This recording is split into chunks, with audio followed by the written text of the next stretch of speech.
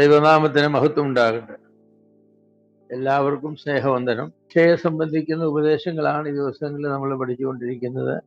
യേശുക്രിസ്തുവിന്റെ മരണത്തിന്റെ സ്വഭാവത്തെക്കുറിച്ചാണ്, അതിന്റെ വിശദീകരണങ്ങളാണ് നമ്മൾ പറഞ്ഞത്. യേശുക്രിസ്തുവിന്റെ മരണത്തെക്കുറിച്ച് 4-5 കാര്യങ്ങൾ നമ്മൾ പറഞ്ഞു. യേശുക്രിസ്തുവിന്റെ പാപപരിഹാര ബലിയെക്കുറിച്ചുള്ള സിദ്ധാന്തങ്ങൾ നമ്മൾ പറഞ്ഞത്. വീണ്ടെടുപ്പ് വിലയെ സംബന്ധിച്ച് നമ്മൾ പറഞ്ഞു. കോപശമനം എന്ന ആശയം, അത് നമ്മൾ പറഞ്ഞു. പ്രൊപ്പിഷ്യേറ്ററി സാക്രിഫൈസ്, പാപിക്ക് നേരെയുള്ള ദൈവത്തിന്റെ ക്രോധത്തെ ശമിപ്പിക്കുക എന്നതായിരുന്നു കർത്താവായ യേശുക്രിസ്തുവിന്റെ യാഗത്തിന്റെ ഒരു ഉദ്ദേശം. ഏക ഉദ്ദേശമല്ല, അതിന്റെ ഒരു ഉദ്ദേശം. കാരണം ദൈവകോപം മനുഷ്യർക്ക് നേരെ നിൽക്കുമ്പോൾ രക്ഷയെന്ന് പറയുന്നത് സാധ്യമാണ്. നിരപ്പ് പ്രാപിക്കണമെങ്കിൽ തടസ്സമായി നിൽക്കുന്ന കുന്ന് ഇടിച്ചു മാറ്റണം. ആ കുന്ന് എന്ന് പറയുന്നത് ദൈവത്തിന് പാപത്തിന് നേരെയുള്ള, മനുഷ്യന് നേരെയുള്ളതായിരിക്കുന്ന കോപമാണ്. എന്നാൽ ഈ കോപം ശമനം എന്നുള്ളതിനല്ലെങ്കിൽ പ്രായശ്ചിത്തം എന്നാണ് നമ്മുടെ മലയാള ബൈബിളില് അതിലുപയോഗിച്ചുള്ളതായിരിക്കുന്ന വാക്കുകളുടെ ഒരു ശരിയായ പരിഭാഷയാണോ അത് എന്നതിനെ സംബന്ധിച്ച് വേദ പണ്ഡിതന്മാർക്കിടയിൽ സാരമായ അഭിപ്രായ വ്യത്യാസങ്ങളുണ്ട്. അതിലേക്കൊന്നും ഞാൻ ഇപ്പോഴേ കുറച്ച് കാര്യമൊക്കെ നിങ്ങളോട് പറഞ്ഞു. അതിൽ കൂടുതൽ അതേക്കുറിച്ച് പറയാനായിട്ട് ഞാൻ ആഗ്രഹിക്കുന്നത്, കോപശമനത്തിനുള്ള യേശുക്രിസ്തുവിന്റെ യാഗത്തിൽ അടങ്ങിയിട്ടുള്ള 3 പ്രധാന സത്യങ്ങൾ ജോൺ സ്റ്റോട്ട് ചൂണ്ടിക്കാണിച്ചത് ഞാൻ പറഞ്ഞെന്ന് വിശ്വസിക്കുന്നു. ഒന്നാമതായി അദ്ദേഹം പറഞ്ഞ കോപശമനം ആവശ്യമായിരിക്കുന്നത് പാപം ദൈവകോപത്തെ ജ്വലിപ്പിക്കുന്നത് കൊണ്ടാണ്. പാപം ദൈവ സ്വഭാവത്തിന് നിരക്കാത്തതാണ്. അതുകൊണ്ട് മനുഷ്യന്റെ പാപം ദൈവത്തിന്റെ കോപത്തെ ജ്വലിപ്പിക്കുന്നത് കൊണ്ട് അത് ശമിപ്പിക്കാതെ ഒരിക്കലും നമ്മുടെ രക്ഷ സാധ്യമാവില്ല. വിശുദ്ധനുമായ ദൈവം പാപത്തിന് നേരെ പ്രതികരിക്കുന്നത് പാപിയായ മനുഷ്യൻ പ്രതികരിക്കുന്നത് എന്ന് പറഞ്ഞാൽ, നമ്മളൊരാൾ തെറ്റ് ചെയ്താൽ നമ്മൾ പ്രതികരിക്കുന്നത് പോലെയല്ല ദൈവത്തോട് നാം ചെയ്യുന്ന തെറ്റിന് ദൈവം പ്രതികരിക്കുന്നത്. പാപത്തിന്റെ നേരെയുള്ള ദൈവത്തിന്റെ പ്രതികരണം എപ്പോഴും ഒരുപോലെയാണ്. ചെറിയ പാപമായാലും വലിയ പാപമായാലും ദൈവം പാപത്തെ വെറുക്കുന്നവനാണ്. പാപത്തിന്റെ ശമ്പളം മരണമാണ് എന്ന് ദൈവം കൽപ്പിച്ചിരിക്കുന്നത് കൊണ്ട് പാപം ചെയ്യുന്നതായിരിക്കുന്ന വ്യക്തി മരിച്ചേ മതിയാവും. ആ അവസ്ഥയിൽ നിന്ന് ഒരു വിടുതൽ നമുക്ക് ലഭിക്കണമെങ്കിൽ അതിന് മതിയായതായിരിക്കുന്ന ക്രോധശമനം, പാപശമനം വരുത്തേണ്ടതാണ് എന്ന് ജോൺ സ്റ്റോട്ട് പറഞ്ഞു. രണ്ടാമത് അദ്ദേഹം പറഞ്ഞത്, വിജാതീയ മതങ്ങളിൽ നിന്നും വ്യത്യസ്തമായി കോപശമനത്തിനുള്ള യാഗം മനുഷ്യനല്ല ദൈവമാണ് നൽകേണ്ടത്. ലോകത്തിലുള്ള എല്ലാ മതങ്ങളെയും നോക്കിയാലും ദൈവത്തിന്റെ കോപം ശമിപ്പിക്കാനായിട്ട് മനുഷ്യൻ എന്തെങ്കിലുമൊക്കെ ചെയ്യണമെന്നാണ്. സൽപ്രവർത്തികൾ ചെയ്യുക, പ്രാർത്ഥിക്കുക, കൂദാശകൾ ചെയ്യുക, ഇതൊക്കെ മനുഷ്യനാണ് ചെയ്യുന്നത്. എന്നാൽ വിശുദ്ധ ബൈബിളിന്റെ ഉപദേശപ്രകാരം മനുഷ്യന് ദൈവത്തിന്റെ കോപത്തെ ശമിപ്പിക്കാനായിട്ട് ഒന്നും ചെയ്യാനായിട്ട് സാധിക്കുകയില്ല. പാപത്തിന് നേരെ കോപിഷ്ഠനായ ദൈവം തന്നെയാണ് അതിന്റെ ശമനത്തിനുള്ള ക്രമീകരണം ചെയ്യുന്നത്. പാപിയായ മനുഷ്യന് ദൈവക്രോധ ശമനത്തിനായിട്ട് ഒന്നും ചെയ്യാൻ കഴിയില്ല എന്നുള്ളത് കൊണ്ടാണ്. ദൈവത്തിന്റെ ക്രോധത്തെ ശമിപ്പിക്കാനായിട്ട് മനുഷ്യനൊന്നും തന്നെ ചെയ്യാനായിട്ട് കഴിയുകയില്ല. മനുഷ്യന്റെ ദാനധർമ്മങ്ങളും സൽപ്രവൃത്തികളും യാഗങ്ങളും ഇവയൊന്നും ദൈവത്തിന്റെ കോപത്തെ ശമിപ്പിക്കുവാൻ മതിയായതായ കാര്യങ്ങളായിരിക്കുന്നില്ല. പഴയ നിയമ യാഗങ്ങൾ പോലും മനുഷ്യൻ ദൈവത്തെ പ്രസാദിപ്പിക്കുവാൻ കണ്ടെത്തിയ മാർഗമല്ല, പിന്നെയോ ദൈവം മനുഷ്യൻ നൽകിയ മാർഗമാണ്. മനുഷ്യരെല്ലാം കൂടി അല്ലെങ്കിൽ ആദവും പാപം ചെയ്ത ശേഷം ഇനിയും നമുക്ക് ദൈവത്തെ പ്രസാദിപ്പിക്കാൻ എന്താണ് എന്ന കുട്ടിയെ യാഗം കഴിച്ചാലോ? അങ്ങനെ ഒരു ആശയമല്ല ഉണ്ടായത്. ദൈവം താൻ തന്നെ അതിന് മുൻകൈയെടുത്ത് മനുഷ്യന് വേണ്ടി ഒരു മൃഗത്തെ അറുത്ത് യാഗം കഴിപ്പിക്കുകയാണ് ചെയ്തത്. എന്ന് പറഞ്ഞാൽ മനുഷ്യൻ്റെ ആദ്യ പാപത്തെ സംബന്ധിച്ചും അതിന് തുടർന്നുള്ള പാപങ്ങളെ സംബന്ധിച്ചും അതിനുള്ള ശമനം എന്ന് പറയുന്ന മനുഷ്യൻ്റെ ഭാഗത്തു നിന്ന് ഒന്നും ചെയ്യാനായിട്ട് സാധിക്കുകയില്ല. ദൈവം തന്നെ അതിനുള്ളതായിരിക്കുന്ന മാർഗം കാണേണ്ടത് ആവശ്യമാണ്. അതുകൊണ്ടാണ് ലേവ്യ പുസ്തകം 17:11 ദൈവം തന്നെ പറഞ്ഞത്, യാഗപീഠത്തിന്മേൽ രക്തം നിങ്ങൾക്ക് പ്രായശ്ചിത്തമായി ഞാനത് നിങ്ങൾക്ക് തന്നിരിക്കുന്നതാണ്. രക്തം പ്രായശ്ചിത്തമായി ഞാൻ നിങ്ങൾക്ക് തന്നിരിക്കുന്നു. മനുഷ്യന് ചെയ്യാനായിട്ട് സാധിക്കില്ല. മൂന്നാമതായിട്ട് ജോൺ സ്റ്റോട്ട് പറഞ്ഞ ഒരു ആശയം എന്ന് പറഞ്ഞാൽ, കോപശമനത്തിനുള്ള യാഗം മൃഗങ്ങളോ വസ്തുക്കളോ അല്ല, പ്രത്യേക ഒരു വ്യക്തി തന്നെയാണ്. ഏതെങ്കിലും മൃഗത്തെ അറുത്താൽ ദൈവം മനുഷ്യന് നേരെയുള്ള പാപത്തിന് പരിഹാരം വരുത്തിയേക്കാം, അല്ലെങ്കിൽ എൻ്റെ കോപം ശമിക്കും എന്ന് പഴയ നിയമത്തിൽ എങ്ങും ഒരു ആശയമില്ല.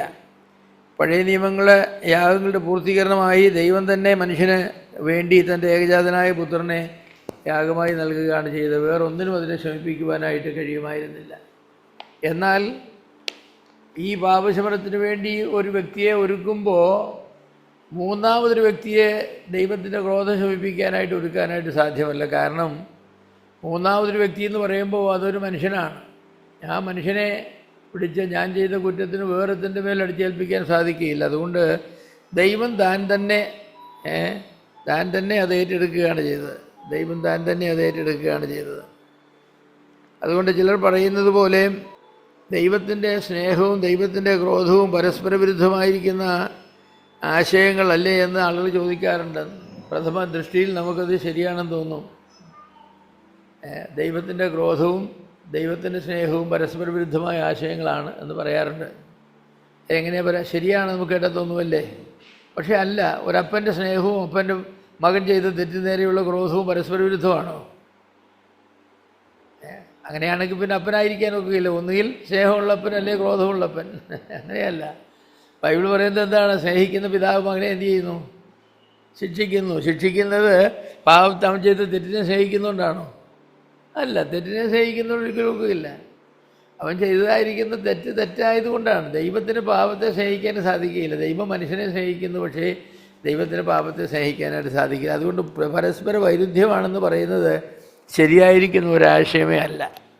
മനുഷ്യൻ ദൈവത്തോട് ചെയ്തതായിരിക്കുന്ന പാപത്തിന് ദൈവം മനുഷ്യനോട് കോപിക്കരുത്, സ്നേഹിക്കുന്നത് കൊണ്ട് കോപിക്കരുത്, സാരമില്ലെന്ന് പറഞ്ഞോളണം എന്ന് ആളുകൾ പറയുന്നത്. അതുകൊണ്ട് അവർ ദൈവത്തിൻ്റെ ക്രോധത്തെ ശമിപ്പിക്കുക എന്ന് പറയുന്ന ഒരു ആശയം തന്നെ ഒരു തെറ്റായിരിക്കുന്ന ഉപദേശമാണ് എന്ന് അവർ കണക്കാക്കാറുണ്ട്. മനുഷ്യൻ മറ്റൊരുത്തിനോട് കോപിക്കുമ്പോൾ സ്നേഹമില്ലാതെയാകുകയാണ് പതിവ്. അത് ശരിയാണ്. എനിക്ക് എൻ്റെ അയൽക്കാരനോട് കോപമുണ്ട്, പിന്നെ സ്നേഹമില്ല. അത് എൻ്റെ സ്വഭാവത്തിൻ്റെ വൈരുദ്ധ്യമാണ്. പക്ഷേ എനിക്ക് എൻ്റെ മകനോട് പാപം ചെയ്യുമ്പോൾ അവനെ നല്ല ചുട്ടടി ഞാൻ കൊടുക്കുമെങ്കിൽ എനിക്ക് അവനോടുള്ള സ്നേഹത്തിന് യാതൊരു കുറവും വരുന്നില്ല. ഒരു കുറവും വരുന്നില്ല. ഞാനവനെ സ്നേഹിക്കുന്നുണ്ടാണ്. അയൽക്കാരൻ്റെ കുട്ടി അത് തെറ്റ് ചെയ്താൽ ഞാൻ അടിക്കുകയില്ലല്ലോ. ഇല്ല. കാരണം എനിക്ക് അയൽക്കാരൻ്റെ കുട്ടിയോടുള്ള സ്നേഹം ഉണ്ടെങ്കിലും എൻ്റെ കുട്ടിയോടുള്ള സ്നേഹമല്ല അയൽക്കാരൻ്റെ കുട്ടിയോടുള്ള സ്നേഹമെന്ന് പറയുന്നത്. അപ്പോൾ സ്നേഹവും ക്രോധവും പരസ്പര വിരുദ്ധമായിരിക്കുന്ന ആശയങ്ങളാണ് എന്ന് പറയുന്നതിൽ കാര്യമില്ല. അങ്ങനെ നമുക്ക് തോന്നാമെന്നുള്ളത് ശരിയാണ്. സൃഷ്ടിതാവും പിതാവും എന്ന നിലയിൽ പാപികളോട് സഹതപിക്കുന്ന ദൈവം നീതിമാനായ ന്യായാധിപൻ എന്ന നിലയിൽ പാപിയോട് കോപിക്കുന്നു. അതാണ് സൃഷ്ടാവും എന്ന നിലയിൽ, സംരക്ഷകൻ എന്ന നിലയിൽ ദൈവത്തിന് പാപിയോട് സ്നേഹമാണ്. എന്നാൽ അതേസമയം തന്നെ നീതിമാനായ ന്യായാധിപൻ എന്ന നിലയിൽ പാപിയോട് ദൈവം കോപിക്കുന്നു. ന്യായാധിപൻ എന്ന നിലയിലുള്ള തൻ്റെ കോപം പ്രകടമാക്കേണ്ടത് ആവശ്യമാണ്. അത് ആ പ്രകടമാക്കാതിരുന്നാൽ എന്താ സംഭവിക്കുന്നത് ചോദിച്ചാൽ ദൈവം നീതിമാനല്ലെന്ന് വരും, സ്നേഹവാൻ മാത്രമാണ്. അതുകൊണ്ട് പാപത്തിന് നേരെയുള്ള ദൈവക്രോധം മാറ്റമില്ലാത്തതാണെങ്കിലും അതേസമയം തന്നെ പാപിയുടെ നേരെയുള്ള ദൈവത്തിൻ്റെ സ്നേഹത്തിനും മാറ്റമില്ലാത്തതാണ്. ദൈവം ഒരേ സമയത്ത് തന്നെ സ്നേഹവാനാണ്, അതേസമയം തന്നെ പാപത്തെ വെറുക്കുന്നവനും പാപത്തെ ശിക്ഷിക്കുന്നവനുമാണ്. അതുകൊണ്ട് ദൈവത്തിൻ്റെ ക്രോധത്തെ ശമിപ്പിക്കുവാനുള്ള ദൈവകരുണയെന്ന് പറയുന്നത് അത് ദൈവ തീരുമാനത്തിൻ്റെ ഒരു ഭാഗമാണ്. ദൈവം അങ്ങനെ തീരുമാനിച്ചു, പാപിയായ മനുഷ്യനെ ശിക്ഷിക്കണം, എന്നാൽ ആ ശിക്ഷ ഞാൻ ഏറ്റെടുത്തുകൊണ്ട് അവനെ രക്ഷിക്കാം. ദൈവത്തിൻ്റെ സ്നേഹം വെളിപ്പെടുത്തുവാനുള്ളതായിരിക്കുന്ന ദൈവം തിരഞ്ഞെടുത്ത മാർഗമാണ് അത്. അടുത്തതായിട്ട് യേശുക്രിസ്തുവിൻ്റെ പാപപരിഹാര മരണം പാപിയെ വീണ്ടെടുക്കുവാനുള്ള യാഗമാണ്. റെഡീം മാൻ വളരെ വിശാലമായ അർത്ഥത്തിൽ ഇക്കാലത്ത് ഉപയോഗിക്കപ്പെടുന്ന ഒരു വാക്കാണ് വീണ്ടെടുപ്പ്. കാരണം നമ്മൾ റെഡീം എന്നൊക്കെ പറയുന്നത് വളരെ വിശാലമായ അർത്ഥത്തിൽ ഉപയോഗിക്കുന്നുണ്ട്. ബാങ്കിൽ നിന്നും വസ്തു കൊണ്ട് പണയം വെച്ചിട്ട്, ആധാരം പണയം വെച്ചിട്ട് 10 ലക്ഷം രൂപ എടുത്താൽ ആ 10 ലക്ഷം രൂപയും അതിൻ്റെ പലിശയും ബാങ്കുകാർക്ക് കൊടുത്തിട്ട് നാം നമ്മുടെ ആധാരത്തെ വീണ്ടെടുക്കുകയാണ്. വി റെഡീം അവർ ഡോക്യുമെൻറ്റ്സ്. അതാണ് വീണ്ടെടുപ്പെന്ന് പറയുന്നത്. അപ്പോൾ വിടുതൽ, രക്ഷ എന്നീ വാക്കുകളുടെ പര്യായം എന്നവണ്ണമാണ് പലരും ഈ വാക്കിനെ ഇന്ന് ഉപയോഗിക്കുന്നത്. എന്നാൽ ഈ വിധത്തിലുള്ള വിശാലമായ ഉപയോഗം പ്രാചീന കാലത്തുണ്ടായിരുന്നില്ല.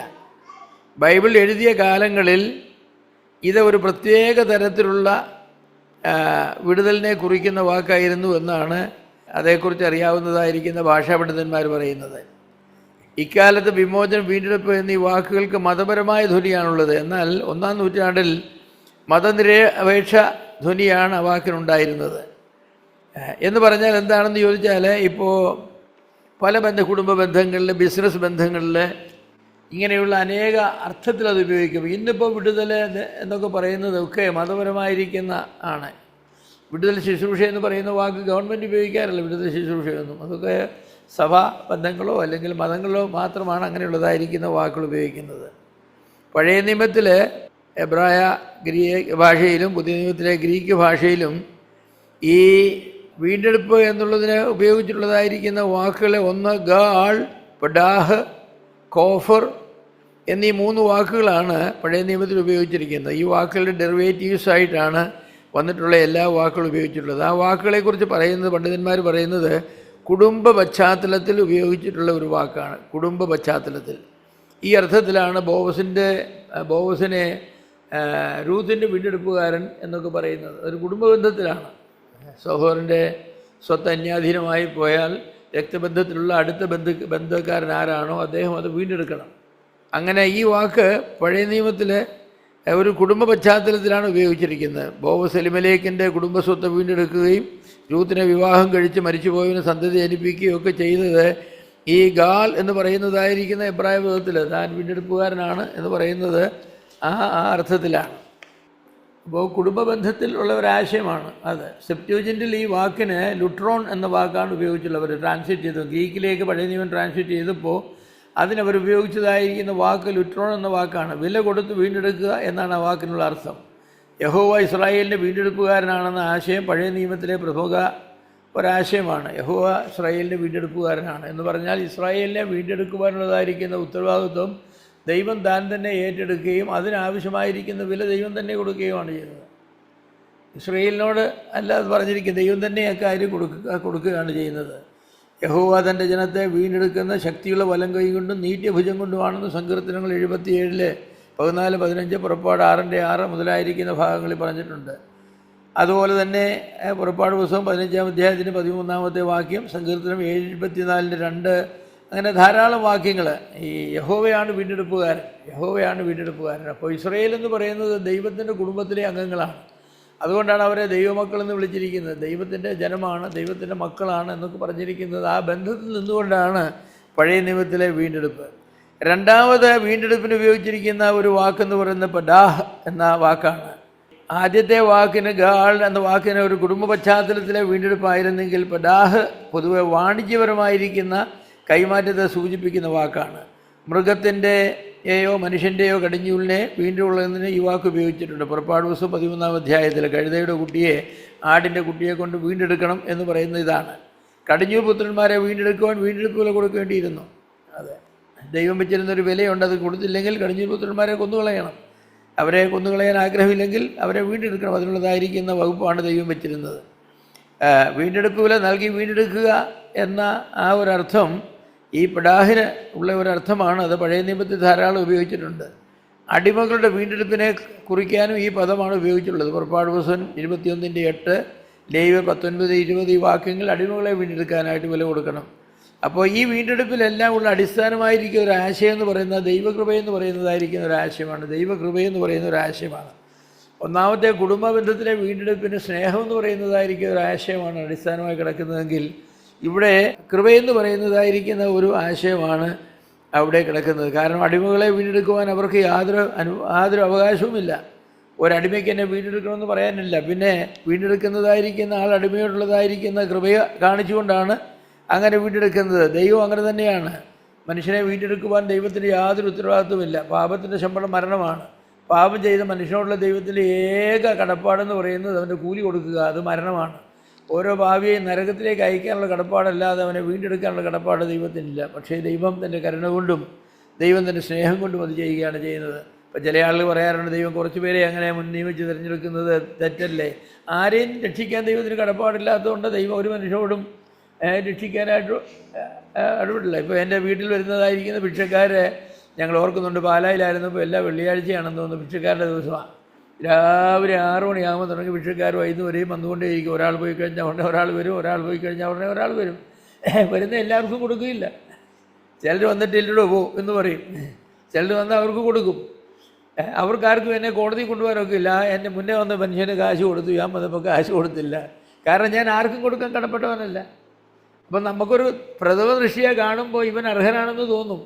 കുഷ്ഠരോഗികൾ വന്നാൽ അവർക്ക് പ്രത്യേകം വെച്ചിട്ടുണ്ട്, ഇത് കൊടുക്കും. അവർ കുഷ്ഠരോഗിയായതുകൊണ്ട് ഒരു കുഴപ്പമില്ലാത്ത ആരോഗ്യവും ബലവും ഒക്കെ ഉള്ളൊരു മനുഷ്യൻ വന്ന് കൈ നീട്ടിക്കഴിഞ്ഞാൽ ചിലപ്പോൾ അദ്ദേഹത്തിന് മുഖത്ത് നോക്കിയിട്ട് പറയില്ല എന്ന് പോകുമെന്ന് പറയും. കാരണം അവൻ്റെ ജോലി ചെയ്ത് ജീവിക്കാനുള്ളതായിരിക്കുന്ന കഴിവുണ്ട്, അതെൻ്റെ സ്വാതന്ത്ര്യത്തിൽപ്പെട്ട കാര്യമാണ്.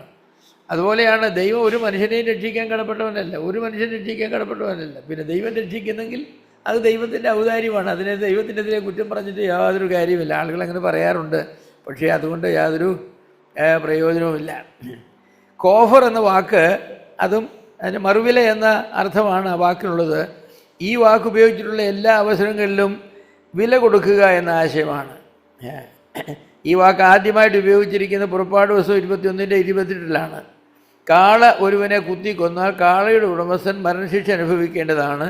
എന്നാൽ മരണശിക്ഷയിൽ നിന്നും തൻ്റെ ജീവനെ വീണ്ടെടുക്കുവാൻ താൻ കോഫർ നൽകേണ്ടതാണ്. അതെ, അപ്പോൾ അങ്ങനെ ഒരു പ്രമാണം വെച്ചിരുന്നു. എന്നാൽ മരണശിക്ഷയിൽ നിന്നും തൻ്റെ ജീവനെ വീണ്ടെടുക്കുവാൻ താൻ കോഫർ നൽകേണ്ടതാണ്. അതുപോലെ ഇസ്രായേൽ മക്കളുടെ ജനസംഖ്യ എടുക്കുമ്പോൾ അവരുടെ മധ്യേ ബാധ ഉണ്ടാകാതിരിക്കാൻ അവരിൽ ഓരോരുത്തരും താൻ്റെ ജീവന് വേണ്ടി കോഫർ കൊടുക്കണം, വീണ്ടെടുക്കുക കൊടുക്കണം. അതെ, നമുക്കറിയാമല്ലോ, ദാവീദ് യോവാബിനോട് പറഞ്ഞു, നീ പോയി എന്ത് ചെയ്യണം, ജനത്തെ എണ്ണണമെന്ന് പറഞ്ഞു, എണ്ണിയോട്ട് സംഖ്യ കൊണ്ടുവരണമെന്ന് പറഞ്ഞാൽ തൻ്റെ തൻ്റെ രാജ്യത്ത് എത്ര പട്ടാളക്കാരെ യുദ്ധം ചെയ്യാൻ യോഗ്യരായിട്ട് എത്ര പേരുണ്ടെന്ന് അറിയാൻ വേണ്ടിയാണ്. യോവാബ് പറഞ്ഞു, കാല് പിടിച്ച് പറഞ്ഞു, എൻ്റെ ദാവീദ് രാജാവേ, അത് വേണ്ട, അങ്ങനെ ഒരു കാര്യം ചെയ്യണോ? എൻ്റെ കാരണം എന്ന് പറഞ്ഞാൽ എപ്പോൾ സെൻസസ് എടുത്താലും അരശേക്കൽ വീണ്ടെടുപ്പ് പോലെ കൊടുക്കണം. ഈ അരശേക്കൽ എന്നൊക്കെ പറയുന്നത് നമ്മുടെ രൂപയല്ല, അത് വലിയ തുകയാണ്. അതൊക്കെ കൊടുക്കാനായിട്ട് ആളുകളെ അകാരണമായിട്ട് നിർബന്ധിക്കുക എന്ന് പറയുന്നത് ശരിയല്ല. പക്ഷേ ദാവീദ് പറഞ്ഞത് കേട്ട് അനുസരിച്ച് വെക്കുമായിരുന്നു, കാരണം താൻ രാജാവാണ്. യോവാബ് ചെയ്യേണ്ടി വന്നു എന്നാണ്. പിന്നെ യോവാബ് അല്പം ബുദ്ധിമാനായതുകൊണ്ട് ലേവ്യ ഗോത്രക്കാരെ എണ്ണിയില്ല, അതുപോലെ ബെന്യാമിൻ ഗോത്രക്കാരെ എണ്ണിയില്ല. ബെന്യാമിനാണ് ഏറ്റവും ചെറിയ ഗോത്രം. അതുകൊണ്ട് ദൈവം അവരെ നശിപ്പിച്ച് അവരുടെ ഗോത്രം തീരെ ചെറുതായി പോകും. മറ്റേ പൗരോഹിത്യ ഗോത്രമാണ്, അവരെല്ലാം നശിപ്പിച്ച് കഴിഞ്ഞാൽ പുരോഹിതന്മാരില്ലാതെയാകും. അതുകൊണ്ട് യോവാബ് 2 ഗോത്രത്തെ എണ്ണാതെ വിട്ടു. നമുക്കറിയാം എത്ര 76,000 പേരോ 50,000 പേരോ ഏതാണ്ടാണ് ദൈവത്തിൻ്റെ കോപത്തിൽ കൊല്ലപ്പെട്ടത്. അപ്പോൾ വീണ്ടെടുപ്പ് വില കൊടുത്തില്ലെന്നുള്ളതാണ്. അപ്പോൾ ആളുകളെ വീണ്ടെടുക്കുവാനായിട്ട് ദൈവം വെച്ചിരിക്കുന്നതായിരിക്കുന്ന പ്രമാണങ്ങളാണ്. ആ പ്രമാണങ്ങളെ ലംഘിക്കാനായിട്ട് സാധ്യമല്ല. അപ്പോൾ പഴയ നിയമത്തിലെ ഒരു പ്രധാന ആശയമാണ് വീണ്ടെടുപ്പ് വില കൊടുത്ത് വീണ്ടെടുക്കുക എന്നുള്ളത്. ഇയ്യോബിൻ്റെ പുസ്തകത്തിലൊക്കെ വീണ്ടെടുപ്പ് വില കൊടുക്കുക എന്ന ആശയം ധാരാളം പറഞ്ഞിട്ടുണ്ട്. ഇയ്യോബ് 33, 36 ഈ അധ്യായങ്ങളിലൊക്കെ വീണ്ടെടുപ്പ് വില ദൈവത്തിന് കൊടുക്കാൻ കഴിയുമെന്നൊക്കെ ചോദിക്കുന്നുണ്ട്. അപ്പോൾ കോഫർ എന്ന വാക്കിന് പകരം സബ്സ്റ്റിറ്റ്യൂട്ട് എന്ന ആശയം ആണ് പുതിയ നിയമത്തിൽ ഉപയോഗിച്ചിട്ടുള്ളത്. അതുകൊണ്ടാണ് ഇതിൽ ലിട്രോൺ എന്ന വാക്ക് ഉപയോഗിച്ചിട്ടുള്ളത്. സബ്സ്റ്റിറ്റ്യൂട്ട്, പകരം കൊടുക്കുന്നതാണ്. കാള കുത്തിക്കൊന്നാൽ അതിന് പകരം കൊടുക്കുകയാണ്. അങ്ങനെ പകരം കൊടുക്കുന്നത് തുല്യമായിരിക്കണം എന്നൊന്നുമില്ല, ദൈവം വെച്ചിരിക്കുന്നതായിരിക്കുന്ന വില കൊടുക്കുകയാണ്. എന്നാൽ നമ്മൾ പുതിയ നിയമത്തിലേക്ക് വരുമ്പോൾ വീണ്ടെടുപ്പ് വില എന്നതിന് 3 അടിസ്ഥാന വാക്കുകളുടെ അവയുടെ രൂപങ്ങളുമാണ് കൊടുത്തിട്ടുള്ളത് പുതിയ നിയമത്തിൽ. അതെ, ഇതിൽ ഒന്നാമത്തെ വാക്ക് ലുട്രോൺ എന്ന വാക്കാണ്. അതിൻ്റെ വ്യത്യസ്ത രൂപങ്ങളായ ലുട്രോസിസ്, അപ്പോ ലുട്രോസിസ്, ആൻറ്റി ലുട്രോൺ എന്നീ വാക്കുകൾ ഉപയോഗിച്ചിട്ടുണ്ട്. ഈ വാക്കുകളുടെ അടിസ്ഥാന അർത്ഥം വില നൽകി വാങ്ങുക, രക്ഷിക്കുക എന്നാണ്. അപ്പോൾ യേശുക്രിസ്തുവിൻ്റെ ജലധാരണ ഉദ്ദേശ്യം തൻ്റെ ജീവനെ മറുവിലയായി നൽകി പാപികളെ രക്ഷിക്കുക എന്നുള്ളതായിരുന്നു. മർക്കോസ് 10:45, മത്തായി 20:28 അവിടെയെല്ലാം കർത്താവ് മറുവിലയായി തീർന്നു എന്ന പ്രസ്താവനയുണ്ട്. ഈ പ്രസ്താവനയിൽ മറുവില എന്നതിന് ലുട്രോൺ എന്ന വാക്കാണ് ഉപയോഗിച്ചിട്ടുള്ളത്. ഈ വീണ്ടെടുപ്പ് വില അനേകർക്ക് പകരമായിട്ടാണ് നൽകിയിട്ടുള്ളത്. സെപ്റ്റ്വജന്റിൽ ഈ വാക്കിന് നൽകിയിട്ടുള്ള അർത്ഥവും ഇതുതന്നെയാണ്. എന്നാൽ സെപ്റ്റ്വജന്റിൽ വീണ്ടെടുപ്പ് പ്രധാനമായും ഭൗതിക തലത്തിലായിരിക്കുമ്പോൾ പുതിയ നിയമത്തിൽ ധാർമ്മിക തലത്തിലുള്ള വീണ്ടെടുപ്പാണ്. എന്ന് പറഞ്ഞാൽ പഴയ നിയമത്തിൻ്റെ പരിഭാഷയാണല്ലോ, ഗ്രീക്ക് പരിഭാഷയാണല്ലോ സെപ്റ്റ്വജന്റ്. അപ്പോൾ അവിടെ ലിട്രോൺ എന്ന് ഉപയോഗിച്ചിട്ടുണ്ടെങ്കിലും ആ ലിട്രോൺ ഭൗതിക വസ്തുക്കളെ വീണ്ടെടുക്കുന്നതിനാണ്. നഷ്ടപ്പെട്ടു പോയ വസ്തുവിനെ, നഷ്ടപ്പെട്ടു പോയ മൃഗത്തെ, ഇങ്ങനെ ഓരോന്നിനെ വീണ്ടെടുക്കുന്നതിനാണ്. പക്ഷേ പുതിയ നിയമത്തിലേക്ക് വന്നപ്പോൾ അങ്ങനെ ഭൗതിക വസ്തുക്കളെ വീണ്ടെടുക്കുന്നതിനല്ല, ധാർമ്മിക തലത്തിലുള്ള പാപം ചെയ്തതായിരിക്കുന്ന മനുഷ്യനെ വീണ്ടെടുക്കുന്ന എന്നർത്ഥത്തിലാണ്. തീത്തോസ് 2:14 അറിയാം, അവൻ നമ്മെ വീണ്ടെടുത്തത്, സകല അധർമ്മങ്ങളിൽ നിന്നും അവൻ നമ്മെ വീണ്ടെടുത്തത്. അങ്ങനെ അധർമ്മങ്ങളിൽ നിന്നുള്ള വീണ്ടെടുപ്പ് മർക്കോസ് 10:45 1 പത്രോസ് 1:18 പറഞ്ഞിട്ടുണ്ട്. അവൻ നമ്മെ വീണ്ടെടുത്തിരിക്കുന്നത് ഒന്നേവിളി മുതലായിരിക്കുന്ന വസ്തുക്കളെ കൊണ്ടല്ല എന്നൊക്കെ പറഞ്ഞിരിക്കുന്നത് നമ്മുടെ വീണ്ടെടുപ്പ് ധാർമ്മിക തലത്തിലാണ്, നമ്മെ ഒരു വസ്തുവായിട്ട് കണക്കാക്കിക്കൊണ്ടല്ല.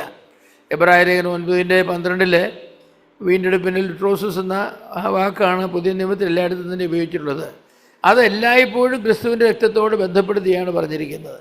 അതാണ് പത്രോസ് തൻ്റെ 1-ാം ലേഖനം 18-19 വാക്യങ്ങളിൽ ക്രിസ്തു എന്ന നിർദോഷവും നിഷ്കളങ്കവുമായ കുഞ്ഞാടിൻ്റെ വിലയേറിയ രക്തം കൊണ്ടത്ര വീണ്ടെടുത്തത്. പുതിയ നിയമത്തിലെ വീണ്ടെടുപ്പ് എപ്പോഴും രക്തത്തിൻ്റെ പശ്ചാത്തലത്തിലാണ്. അതുകൊണ്ടാണ് രക്തം ചൊരിയാതെ പാപങ്ങൾക്ക് മോചനമില്ല എന്ന് വളരെ വ്യക്തമായിട്ട് പറഞ്ഞിരിക്കുന്നത്. പഴയ നിയമത്തിലും അങ്ങനെ തന്നെയാണ്. രക്തം ചൊരിഞ്ഞെങ്കിൽ ധാർമ്മികമായ വീണ്ടെടുപ്പ് അവിടെയും നടക്കുന്നുള്ളൂ. രണ്ടാമത്തെ വാക്ക് അഗോ ഗൊറാസോ എന്ന വാക്കാണ്. ഈ വാക്കിൻ്റെ വേറൊരു രൂപമാണ് എക്സ് അഗോറാറ്റ്സോ.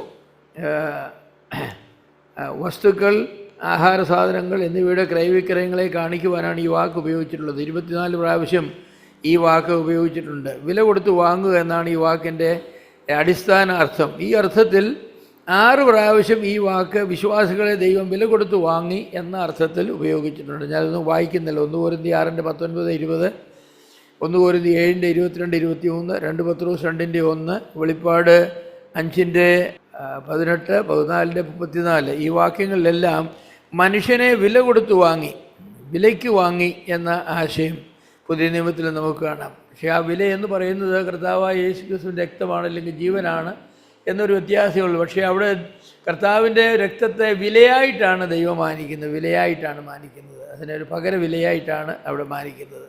മൂന്നാമത്തെ വാക്ക് പെരി പൊയ്യോമായി എന്ന വാക്കാണ്. ഈ വാക്കിൻ്റെ പ്രാഥമിക അർത്ഥം സ്വന്തമാക്കുക എന്നാണ്.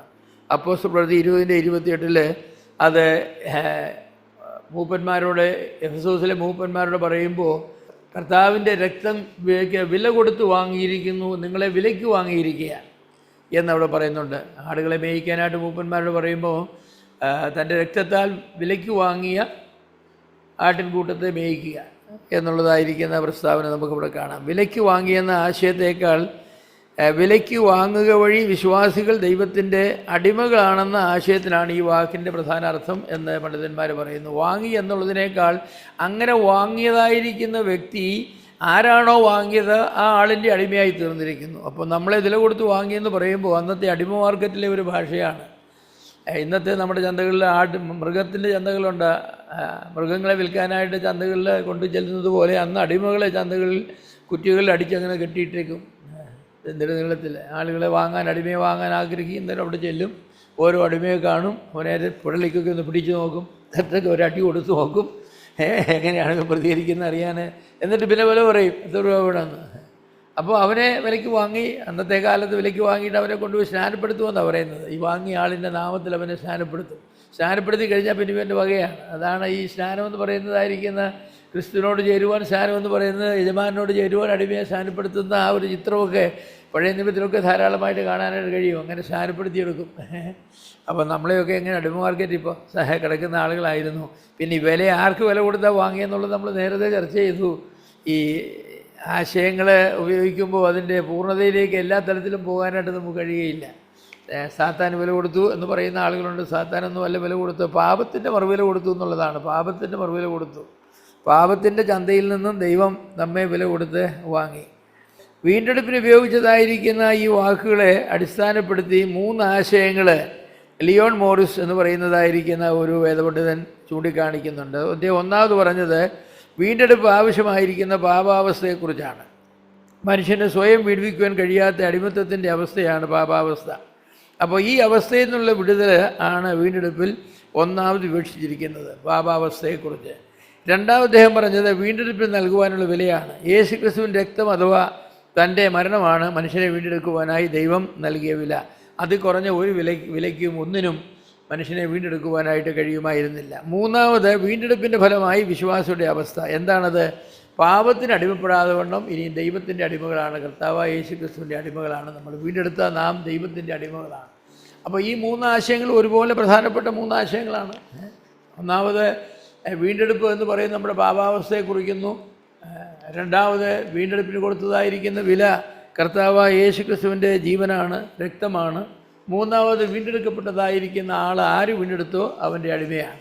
വാസ്തവത്തിൽ നമ്മൾ ഈ വീണ്ടെടുപ്പിനെ പറ്റിയൊക്കെ പ്രസംഗിക്കുമ്പോൾ ഈ ആശയങ്ങളൊക്കെ നമ്മൾ മനസ്സിലുണ്ടോ? ഞാൻ എൻ്റെ അടിമയാണെന്നുള്ള ആശയം, ഞാൻ എൻ്റെ അടിമയാണെന്നുള്ള ആശയം വല്ലതും മനസ്സിലുണ്ടോ?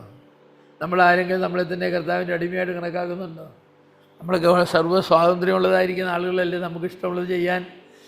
ദൈവം നമ്മളെ വീണ്ടെടുത്ത് സ്വതന്ത്രരാക്കി വിട്ടു. ഇനിയിപ്പോൾ നമുക്ക് കുതിച്ച് ചാടുകല്ലേ, 4 കാലും പൊക്കി ചാടുന്ന പറഞ്ഞ പോലെ അടിച്ചു വിട്ടത് കാളക്കുട്ടിയെ പോലെ നമ്മളങ്ങ് ചാടുകയല്ലേ, നമുക്ക് ഇഷ്ടമുള്ള വഴികളിൽ പോവുകയല്ലേ. ആ ആശയമൊന്നും ഈ വീണ്ടെടുപ്പിലില്ല. വീണ്ടെടുപ്പെന്ന് പറഞ്ഞാൽ നമ്മൾ അടിമകളാണ്. പാപത്തിൻ്റെ അടിമത്തത്തിൽ നിന്നും ദൈവത്തിൻ്റെ അടിമയായിട്ട് നമ്മളെ വിലയ്ക്ക് വാങ്ങിയിരിക്കുകയാണ്. ദൈവത്തെ സേവിക്കാനാണ്. പിന്നെ ഒരു വ്യത്യാസമെന്ന് പറഞ്ഞാൽ പാപത്തെ സേവിക്കുമ്പോൾ നമുക്ക് സ്വാതന്ത്ര്യമില്ല, പാപം ചെയ്യാനുള്ള സ്വാതന്ത്ര്യമേ ഉള്ളൂ. ദൈവത്തെ സേവിക്കുമ്പോൾ പാപം ചെയ്യാൻ നമുക്ക് സ്വാതന്ത്ര്യവുമില്ല, നമുക്ക് അതിനുള്ളതായിരിക്കുന്ന ആവശ്യവുമില്ല. പിന്നെ നന്മ ചെയ്യാനുള്ള സ്വാതന്ത്ര്യമാണ്, ശരിയായത് ചെയ്യാനുള്ള സ്വാതന്ത്ര്യമാണ്. അതെന്തൊരു സ്വാതന്ത്ര്യമാണ്. പക്ഷേ എന്നാലും ഇടയ്ക്ക് ഈ പഴയ ടേസ്റ്റ് ഉണ്ടല്ലോ, ഇതിൽ പറയുന്ന പോലെ പഴയ ടേസ്റ്റ്, അതിലൊരു ശകലം ഉണ്ടെങ്കിൽ നമുക്കൊരു തൃപ്തി വരും. ഒരു ശകലം ചെറിയ പാവമൊക്കെ ചില പറയുന്ന പോലെ ഞാൻ അത്ര വലിയ പാവമൊന്നുമില്ല, എന്തെങ്കിലും ഒരു ചെറിയ പാവം ചെയ്തില്ലേ ഒരു തമാശ ഉണ്ടോ? ഒരു കള്ളവും പറയാതെ എപ്പോഴും സത്യം മാത്രം പറഞ്ഞുകൊണ്ടിരുന്നാൽ അതിന് വലിയ രസമുണ്ട്. ഇടയ്ക്ക് ഒരു ചെറിയ കള്ളം പറഞ്ഞാൽ അതിനൊരു സുഖമുണ്ടല്ലേ എന്ന് പറഞ്ഞവർ അങ്ങനെയാണ് ചിന്തിക്കുന്നവരുണ്ട്.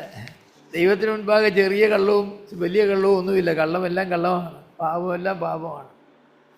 പിന്നെ മനുഷ്യപുത്രൻ അനേകർക്ക് വേണ്ടി തൻ്റെ ജീവനെ മറുവിലയായി കൊടുക്കാനും അത്രേ വന്നത്. അങ്ങനെ ഒരു ആശയം അതിനുണ്ട്. അതായത് വീണ്ടെടുപ്പിലെ കർത്താവ് കൊടുത്തത് ഏതെങ്കിലും ഒരു വ്യക്തിക്ക് വേണ്ടിയല്ല, അനേകർക്ക് വേണ്ടിയാണ്. അത് ഉപദേശത്തിൻ്റെ വലിയൊരു കാര്യമാണ്. എല്ലാവർക്കും വേണ്ടി മറുവിലയായി കൊടുത്തോ, അനേകർക്ക് വേണ്ടി കൊടുത്തോ, തൻ്റെ ജനത്തെ അവിടെ പാപങ്ങളിൽ നിന്ന് വീണ്ടെടുപ്പാൻ മാത്രമാണോ കൊടുത്തത്? ഇങ്ങനെയുള്ളതായിരിക്കുന്ന ആശയമൊക്കെ വലിയ ആശയമാണ്. അതിനൊക്കെ നമ്മൾ വരുമ്പോൾ നിങ്ങൾക്ക് നിങ്ങളുടെ ചോദ്യങ്ങളോ നിങ്ങളുടെ ആശയങ്ങളോ ഒക്കെ പറയാനുള്ളതായിരിക്കുന്ന അവസരം തീർച്ചയായിട്ടും ഉണ്ടായിരിക്കുന്നതാണ്.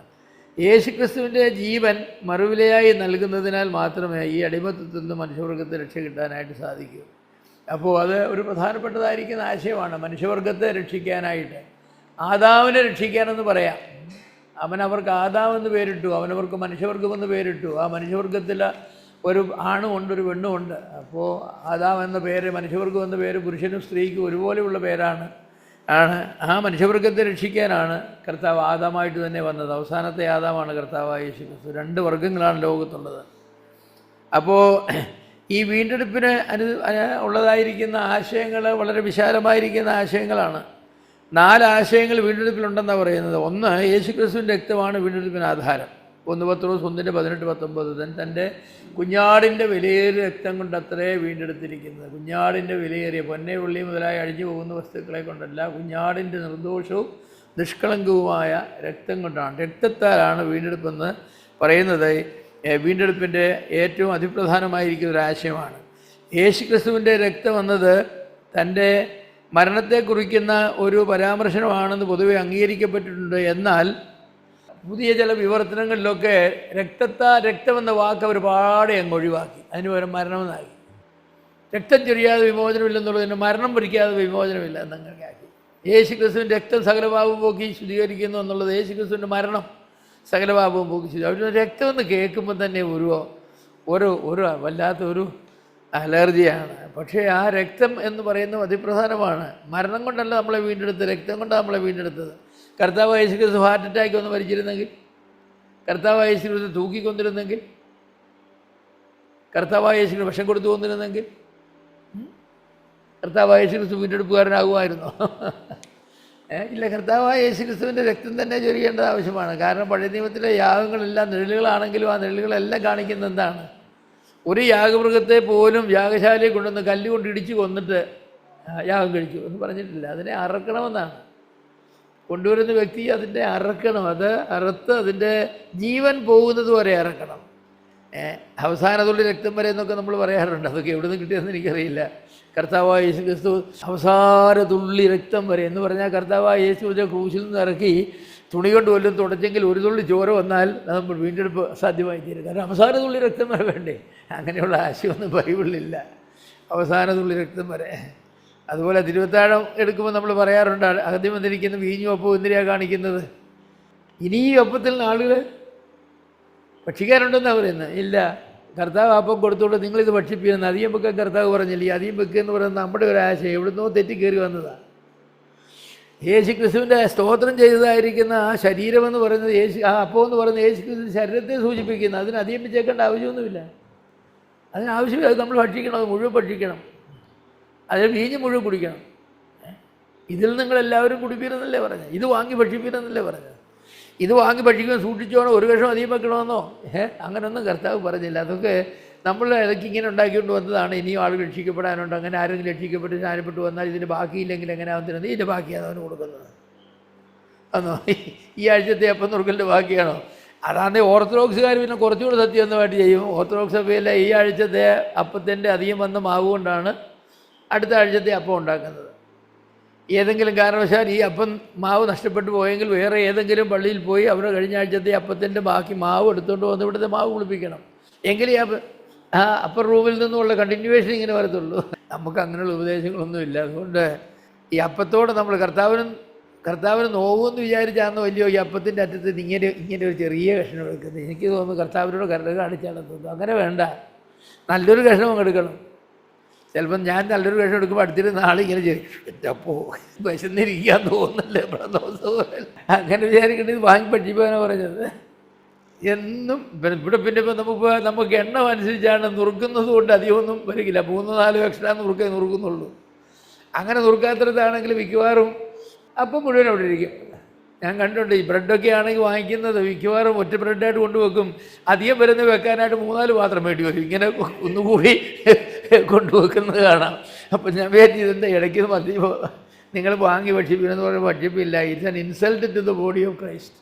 കർത്താവായ യേശുക്രിസ്തു ശരീരത്തോട് കാണിക്കുന്ന ഒരു അവജ്ഞയാണ്. ആളുകൾക്കും അത് കഴിക്കുന്നത് ഇഷ്ടമല്ല, കുടിക്കുന്നത് ഇഷ്ടമല്ല. അങ്ങനെയല്ല, വാങ്ങി ഭക്ഷിപ്പീരെന്നാണ് പറഞ്ഞത്, ടേസ്റ്റ് ചെയ്യാനല്ല പറഞ്ഞത്. ടേക്ക് ആൻഡ് ടേസ്റ്റ് ഇറ്റ് എന്നല്ല പറഞ്ഞത്, ഈറ്റ് ഇറ്റ് എന്നാണ് പറഞ്ഞത്. ഒരു ഈറ്റ് എന്ന് പറയുന്നതായിരിക്കുന്ന ക്രിയയുടെ അർത്ഥം എന്താ? തിന്നുക എന്ന് പറഞ്ഞ ക്രിയയുടെ അർത്ഥം, കുടിക്കുക എന്ന് പറഞ്ഞ ക്രിയയുടെ അർത്ഥം എന്താ? അതൊക്കെ മാനിച്ച് വേണം ചെയ്യാൻ. എന്തായാലും എൻ്റെ വിഷയം അതല്ലെങ്കിൽ ഞാൻ പറഞ്ഞ ഈ രക്തമെന്ന് പറയുന്നത് വീണ്ടെടുപ്പിന് ആധാരമായിട്ട് രക്തമാണ് തന്നിരിക്കുന്നത്. അപ്പോൾ C.H. ഡോഡ് എന്ന് പറഞ്ഞതായിരിക്കുന്ന ഒരാൾ, അദ്ദേഹം ഒരു വലിയ പണ്ഡിതനാണ്, എങ്കിലും ഒരു നമ്മുടെ ഗ്രൂപ്പിൽപ്പെട്ട പണ്ഡിതനല്ല. അദ്ദേഹം പറഞ്ഞത് രക്തത്തിന് യാതൊരു പ്രസക്തിയുമില്ല, ജീവനാണ് പ്രസക്തിയുള്ളത്. അതുകൊണ്ട് യേശുക്രിസ്തുവിൻ്റെ രക്തമല്ല, യേശുക്രിസ്തുവിൻ്റെ ജീവനാണ് പകരമായിട്ട് നൽകിയിരിക്കുന്നതെന്ന് പറയും. പക്ഷേ തിരുവെഴുത്തിലെ വ്യക്തമായ ആശയം അനുസരിച്ച് യേശുക്രിസ്തുവിൻ്റെ മരണമാണ് പാപത്തിന് പരിഹാരം, ശരിയാണ്. പക്ഷേ ആ മരണത്തിൽ അടങ്ങിയിരിക്കുന്നതാണ് രക്തം ചൊരിയുക എന്ന പ്രയോഗമാണ്. രക്തം ചൊരിയുക പഴയ നിയമയാഗങ്ങൾക്കെല്ലാം ഉള്ള പ്രത്യേകത ഏതാണ്? രക്തം ചൊരിഞ്ഞിട്ട് വേണം അത് മരിക്കാൻ. അല്ലാത്തതായിരിക്കുന്ന എങ്ങനെയോ അടിച്ചോ തല്ലിയോ ശ്വാസം മുട്ടിച്ചോ വന്നതായിരിക്കുന്ന ഒരു യാഗവും പഴയ നിയമത്തിലില്ല. യാഗമൃഗത്തെ അറക്കുക എന്നതായിരിക്കുന്ന ആശയം അതിപ്രധാനമായിരിക്കുന്ന ആശയമാണ്. അതുപോലെ ഒരു മനുഷ്യൻ്റെ ജീവൻ രക്തത്തിലാണെങ്കിലും ആ രക്തം എന്നുവരെ പോകണമെന്ന് ചോദിച്ചാൽ ആ മനുഷ്യൻ മരിക്കുന്നത് വരെ അവൻ്റെ രക്തം വാർന്നു പോകേണ്ടത് ആവശ്യമാണ്. കർത്താവായ യേശുക്രിസ്തുവിനെ അവസാനമായിട്ട് കുത്തിയപ്പോൾ എന്താണ്? രക്തവും വെള്ളവും പുറപ്പെട്ടു എന്നാണ്. ഈ വെള്ളം പുറപ്പെടുന്ന മരിച്ചു കഴിഞ്ഞിട്ടേ വെള്ളം പുറപ്പെടുമെന്നാണ്. ഹൃദയത്തിന് ചുറ്റുമുള്ളതായിരിക്കുന്ന ഒരു സാക്കുണ്ട്. ആ സാക്കിൽ കെട്ടിയിരിക്കുന്ന വെള്ളം ഹാർട്ടിനെ സംരക്ഷിക്കാൻ വേണ്ടി വെച്ചിരിക്കുന്നതാണ്. അതും കീറിയാണ് അങ്ങനെ പുറത്തേക്ക് വന്നത്. കർത്താവായ യേശുക്രിസ്തു യഥാർത്ഥമായി മരിച്ചു എന്നുള്ളതിൻ്റെ തെളിവായിരുന്നു അതെന്നാണ്. അപ്പോൾ കർത്താവ് തൻ്റെ രക്തം, അവസാന തുള്ളി രക്തം വരെ ഊറ്റിക്കൊടുത്തു എന്നൊന്നും പറയില്ലെങ്കിലും തൻ്റെ രക്തം കൊടുത്താണ് നമ്മെ വീണ്ടെടുത്തത്. രണ്ടാമത്, യേശുക്രിസ്തു കാൽവറിയിൽ നൽകിയ വീണ്ടെടുപ്പ് വില വിമോചനം നൽകുവാൻ പര്യാപ്തമാണ്. എഫേസ്യർ 1:7, കൊലോസ്യർ 1:14 വ്യക്തമായിട്ട് പറയുന്നുണ്ട്. പാപത്തിനടിമയായിരിക്കുന്ന മനുഷ്യന് വേണ്ടി വിമോചന വിലയായി യേശുക്രിസ്തു രക്തം നൽകി മനുഷ്യനെ ദൈവം വീണ്ടെടുത്തു. കർത്താവായ യേശുക്രിസ്തു ചൊരിഞ്ഞതായിരിക്കുന്ന രക്തത്തിന് ലോകത്തിലുള്ള സകല മനുഷ്യരെയും വീണ്ടെടുക്കുവാനുള്ളതായിരിക്കുന്ന മൂല്യമുണ്ട്. ലോകത്തിലുള്ള സകല മനുഷ്യരെയും വീണ്ടെടുക്കാനായിട്ട് മൂല്യമുണ്ട്. സകലയും മനുഷ്യരെയും വീണ്ടെടുക്കുന്നു എന്നുള്ളത് വേറെ ചോദ്യമാണ്. അത് രക്ഷയെ സംബന്ധിച്ചുള്ള ദൈവത്തിൻ്റെ പരിപാടിയുടെ ഭാഗമാണ്. പക്ഷേ അതിൻ്റെ മൂല്യത്തെക്കുറിച്ച് പറയുമ്പോൾ എല്ലാവരെയും വീണ്ടെടുക്കാനുള്ളതായിരിക്കുന്ന വില അതിനുണ്ട്. ലോകത്തിലുള്ള എല്ലാ മനുഷ്യരും അങ്ങ് വിശ്വസിച്ച് പോയ കർത്താവായ യേശുക്രിസ്തു അവസാനം വരുമ്പം പറയും, കുഞ്ഞേ എടാ രക്തമെല്ലാം തീർന്നു പോയല്ലോ, നീ കയറി വിശ്വസിക്കുകയും ചെയ്തു, ഞാൻ ഇനി എന്താ ചെയ്യുന്നത്? അങ്ങനെ ഒരു സാഹചര്യം അവിടെ ഇല്ല. ആ രക്തത്തിന് എല്ലാ മനുഷ്യരും വീണ്ടെടുക്കാനുള്ളതായിരിക്കുന്ന മൂല്യം തീർച്ചയായിട്ടും ഉണ്ട്. മൂന്നാമത്, ക്രിസ്തു നൽകുന്ന വീണ്ടെടുപ്പ് മനുഷ്യൻ്റെ സമ്പൂർണ്ണ വീണ്ടെടുപ്പാണ്, ഭാഗികമായ വീണ്ടെടുപ്പല്ല. അവൻ നമ്മെ വീണ്ടെടുത്തതെന്ന് പറയുമ്പോൾ സകല അധർമ്മത്തിൽ നിന്ന് വീണ്ടെടുത്തിരിക്കുന്നു, അനീതിയിൽ നിന്ന് വീണ്ടെടുത്തിരിക്കുന്നു, നിത്യനരകത്തിൽ നിന്ന് വീണ്ടെടുത്തിരിക്കുന്നു, ശാപത്തിൽ നിന്ന് വീണ്ടെടുത്തിരിക്കുന്നു, ന്യായപ്രമാണത്തിൽ നിന്ന് വീണ്ടെടുത്തിരിക്കുന്നു. വീണ്ടെടുപ്പിനെക്കുറിച്ച് പറയുന്നതായിരിക്കുന്ന എല്ലാ ഭാഗങ്ങളിലും അതൊരു സമ്പൂർണ്ണമായ വീണ്ടെടുപ്പാണ്, ഒരു ഭാഗികമായ വീണ്ടെടുപ്പ് അല്ല. അപ്പോൾ അത് വളരെ പ്രധാനപ്പെട്ട കാര്യമാണ്. എനിക്ക് യേശുക്രിസ്തുവിലൂടെ ലഭിക്കുന്നതായിരിക്കുന്ന വീണ്ടെടുപ്പ് ആത്മാവിൻ്റെ വീണ്ടെടുപ്പ് മാത്രമല്ല, അതെൻ്റെ ശരീരത്തിൻ്റെയും വീണ്ടെടുപ്പാണ്. റോമാലേഖനം 8-23, എഫേസ്യർ 4:30 ശരീരത്തിൻ്റെ വീണ്ടെടുപ്പിന് വേണ്ടി കാത്തിരിക്കുകയാണ്. മനുഷ്യപുത്രന്മാരുടെ അവസാനത്തെ വീണ്ടെടുപ്പെന്ന് പറയുന്നത് നമ്മുടെ ശരീരത്തിൻ്റെ വീണ്ടെടുപ്പാണ്. അതും ആ വീണ്ടെടുപ്പിൻ്റെ ഭാഗമാണ്. കർത്താവ് കൊടുത്തതായിരിക്കുന്ന വിലയെന്ന് പറയുന്നത് അത് അഡ്വാൻസ് പേയ്മെൻ്റ് ആണെന്ന് വേണമെങ്കിൽ പറയാം. നമ്മുടെ ആത്മാവിൻ്റെ വീണ്ടെടുപ്പാണ് ഉടനടി നടക്കുന്നത്. ശരീരത്തിൻ്റെ വീണ്ടെടുപ്പും അതിൻ്റെ ഭാഗമാണ്.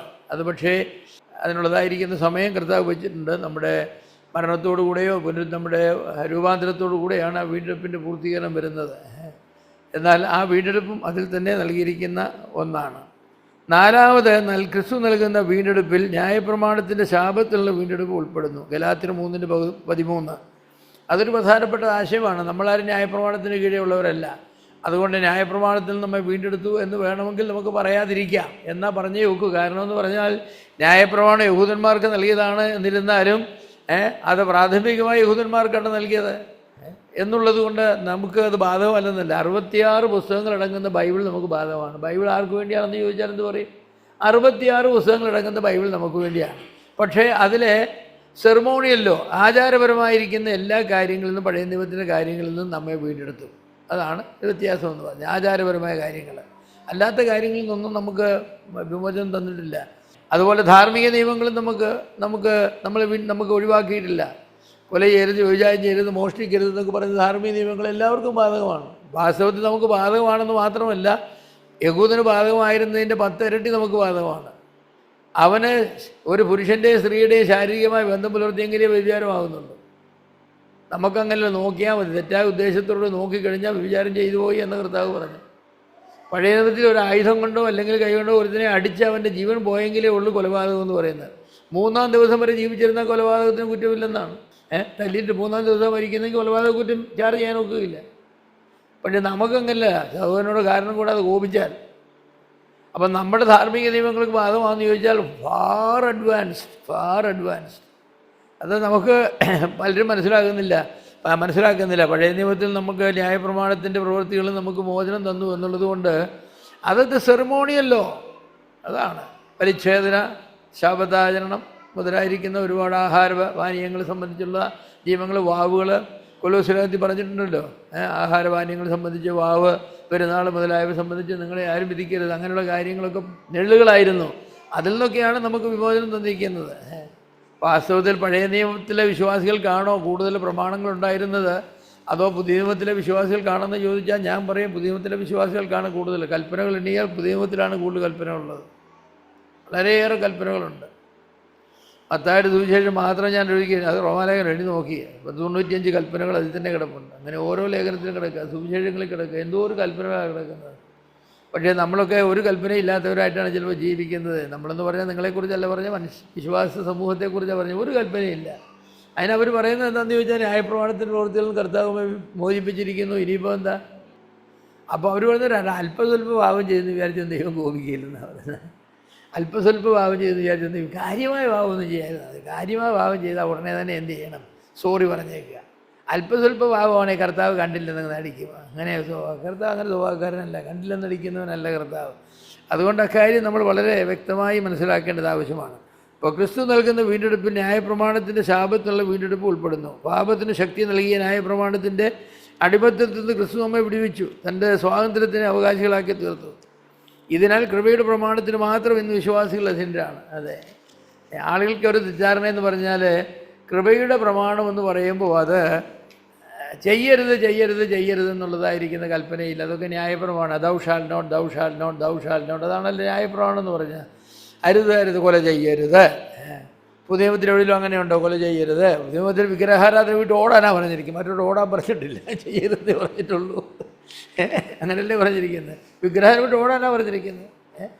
അതെ, ദ്രവ്യാഗ്രഹം എന്ന് വിഗ്രഹാരാധന കണ്ടില്ലേ? ദ്രവ്യാഗ്രഹത്തെ വിഗ്രഹാരാധന പോലെ ഗൗരവമായ പാപത്തിലാണ് ഏർപ്പെടുത്തിയിരിക്കുന്നത്. ഉദൂരൻ്റെ 5-ാം അധ്യായത്തിലൊക്കെ പറഞ്ഞിരിക്കുന്നത് എന്താ? വിശ്വാസി എന്ന് വേർപെട്ട ഒരുവൻ. പിന്നെ 5-6 ഭാഗങ്ങൾ പറഞ്ഞിട്ടുണ്ട്. അതൊക്കെ പഴയ നിയമത്തിൽ പറഞ്ഞിട്ടുള്ള കൽപ്പനകളെക്കാൾക്ക് എത്രയോ ഗൗരവമായ കൽപ്പനകളാണ്. അപ്പോൾ പുതിയ നിയമത്തിലെ വിശുദ്ധി പാലിക്കുക എന്ന് പറയുന്നത് ഒരു പഴയ നിയമ വിശുദ്ധനും വിശുദ്ധി പാലിക്കുന്നതിനേക്കാളൊക്കെ വളരെ പ്രയാസമാണെന്ന് ചോദിച്ചാൽ ഞാൻ പറയും പ്രയാസമല്ല, പക്ഷേ വളരെ ആഴമേറിയതാണ്. അതിൻ്റെ അളവ് വളരെ വലുതാണ്. അത് പ്രയാസമല്ലെന്ന് പറയാൻ കാരണമെന്ന് പറയുന്നത് പഴയ വിശ്വാസികൾക്ക് നമുക്കുള്ളതുപോലെ പരിശുദ്ധാത്മാ നിവാസം ഉണ്ടായിരുന്നോ എന്നുള്ള ചോദ്യം കവനൻ്റ് തിയോളജിക്കാരും ഡിസ്പെൻസേഷൻ തിയോളജിക്കാരും തമ്മിൽ ബാധിക്കുന്ന ഒന്നാണ്. എല്ലാവർക്കും പരിശുദ്ധാത്മാവില്ലേ, പരിശുദ്ധാത്മാവിൻ്റെ സഹായവും പ്രവർത്തനം കൊണ്ട് ആർക്കും രക്ഷിക്കപ്പെടാൻ ഒക്കുമെന്ന് ചോദിച്ചാൽ വരെ ഒക്കുകയില്ലെന്ന് പറയും. ആർക്കും ഒക്കുകയില്ല. എന്നാൽ പിന്നെ പഴയ നിയമ ആളുകൾക്ക് എല്ലാവരും പരിശുദ്ധാത്മ നിവാസം ഉണ്ടായിരുന്നു എന്ന് ചോദിച്ചാൽ പഴയ നിയമത്തിൽ അങ്ങനെ പരിശുദ്ധാത്മ രക്ഷിക്കപ്പെടുന്ന മാത്രയിൽ തന്നെ ദൈവത്തിൻ്റെ ആത്മാവ് വരുന്നു എന്ന് പറയുന്നതായിരിക്കുന്ന പഠനങ്ങളൊന്നും അതില്ല. അത് പ്രോഗ്രസീവ് റെവലേഷൻ്റെ ഭാഗമായിട്ട് പറയാതെ പോയതാണോ അതോ അത് ആ സിസ്റ്റത്തിൻ്റെ വ്യത്യാസം കൊണ്ടാണോ എന്നൊക്കെ ഉള്ളത് ആഴമായി ചിന്തിക്കുന്നത് വളരെ നല്ലതാണ്. ഞാൻ വിചാരിക്കുന്നു ആഴമായി ചിന്തിക്കുന്നത് വളരെ നല്ലതാണ്. പക്ഷേ നമുക്കറിയാവുന്ന ഒരു കാര്യമുണ്ട്, പുതിയ നിയമ വിശ്വാസിക്ക് പരിശുദ്ധാത്മാവ് ചെയ്തു എന്ന് പറയുന്നതായിരിക്കുന്ന പ്രവർത്തനങ്ങൾ പരിശോധിച്ചാൽ എന്തോരം പ്രവർത്തനങ്ങളാണ്. ഈ പ്രവർത്തനങ്ങളുടെ വെളിച്ചത്തിൽ നമുക്ക് പാപം കൂടാതെ ജീവിക്കാനുള്ള സാധ്യത വളരെ വളരെ വലുതാണ്. ഒരു പുതിയ നിയമ വിശ്വാസി വിചാരിച്ചാൽ പാപം കൂടാതെ ജീവിക്കാം. അങ്ങനെയൊക്കെ പറയുമ്പോൾ ദുരുപദേശമായിട്ട് ചെല്ലി പറയും. കാരണം യോഹന്നാൻ എന്താ പറയുന്നത്, നാം പാപം ചെയ്തിട്ടില്ല എന്ന് പറഞ്ഞാൽ അല്ലേ?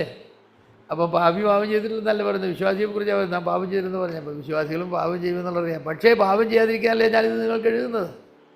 പാപം ചെയ്യാതിരിക്കാൻ എഴുതിയിട്ട് നമുക്ക് പാപം ചെയ്തേ വെക്കുമെന്ന് പറഞ്ഞാൽ വരുത്തതയല്ലേ.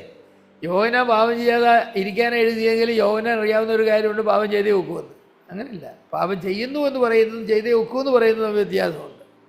പാപം ചെയ്തേ ജീവിക്കാൻ ഒക്കുമെന്ന് പറയുന്നതായിരിക്കുന്ന ഒരു പ്രമാണം പുതിയ നിയമത്തിലില്ല. പാപം ചെയ്യാതെ ജീവിക്കാനായിട്ട് സാധിക്കും. പൗലോസ് പറഞ്ഞു, ഒരു കാര്യത്തെക്കുറിച്ച് എനിക്ക് കുറ്റബോധമില്ല, അതുകൊണ്ട് ഞാൻ നീതിമാനെന്ന് വരുന്നില്ല. കാരണം ദൈവത്തിൻ്റെ കണ്ടുകൊണ്ട് നോക്കുമ്പോൾ നമുക്ക് കാണാവുന്നതിനപ്പുറത്തെ കാര്യങ്ങൾ കാണും. പക്ഷെ നമ്മുടെ കണ്ടുകൊണ്ട് നോക്കുമ്പോൾ പൗലോസ് പറഞ്ഞതുപോലെ എനിക്ക് യാതൊരു കുറ്റത്തെക്കുറിച്ചും ബോധമില്ല. ഒരു കുറ്റത്തെക്കുറിച്ചും ബോധമില്ലാത്ത ആരോധത്തെക്കുറിച്ച് പറഞ്ഞത് അത്ര ബോധം കെട്ടവനായിരുന്നു പൗലോസ് എന്നാണ്. ഒരു കുറ്റത്തെക്കുറിച്ചും ബോധമില്ലാതെ കൊണ്ട് പൗലോസ് ബോധം കെട്ടവനല്ല പറഞ്ഞത്. ഒരു കുറ്റത്തെക്കുറിച്ച് ബോധം വരുവാൻ ആവശ്യമില്ലാതെ കൊണ്ടും കാര്യങ്ങളെ വിവേചിച്ചാണ് ചെയ്യുന്നത്. അങ്ങനെയൊക്കെ ഒരു വിശ്വാസിക്കും ജീവിക്കാനായിട്ട് സാധിക്കും. ജീവിക്കുന്നോ എന്നുള്ളതോ അല്ലെങ്കിൽ ജീവിക്കുന്നില്ല എന്ന് പറയുന്നത് ജീവിക്കാൻ ഒക്കുകയില്ലെന്ന് പറയുന്നതുകൊണ്ടല്ല, അതല്ല.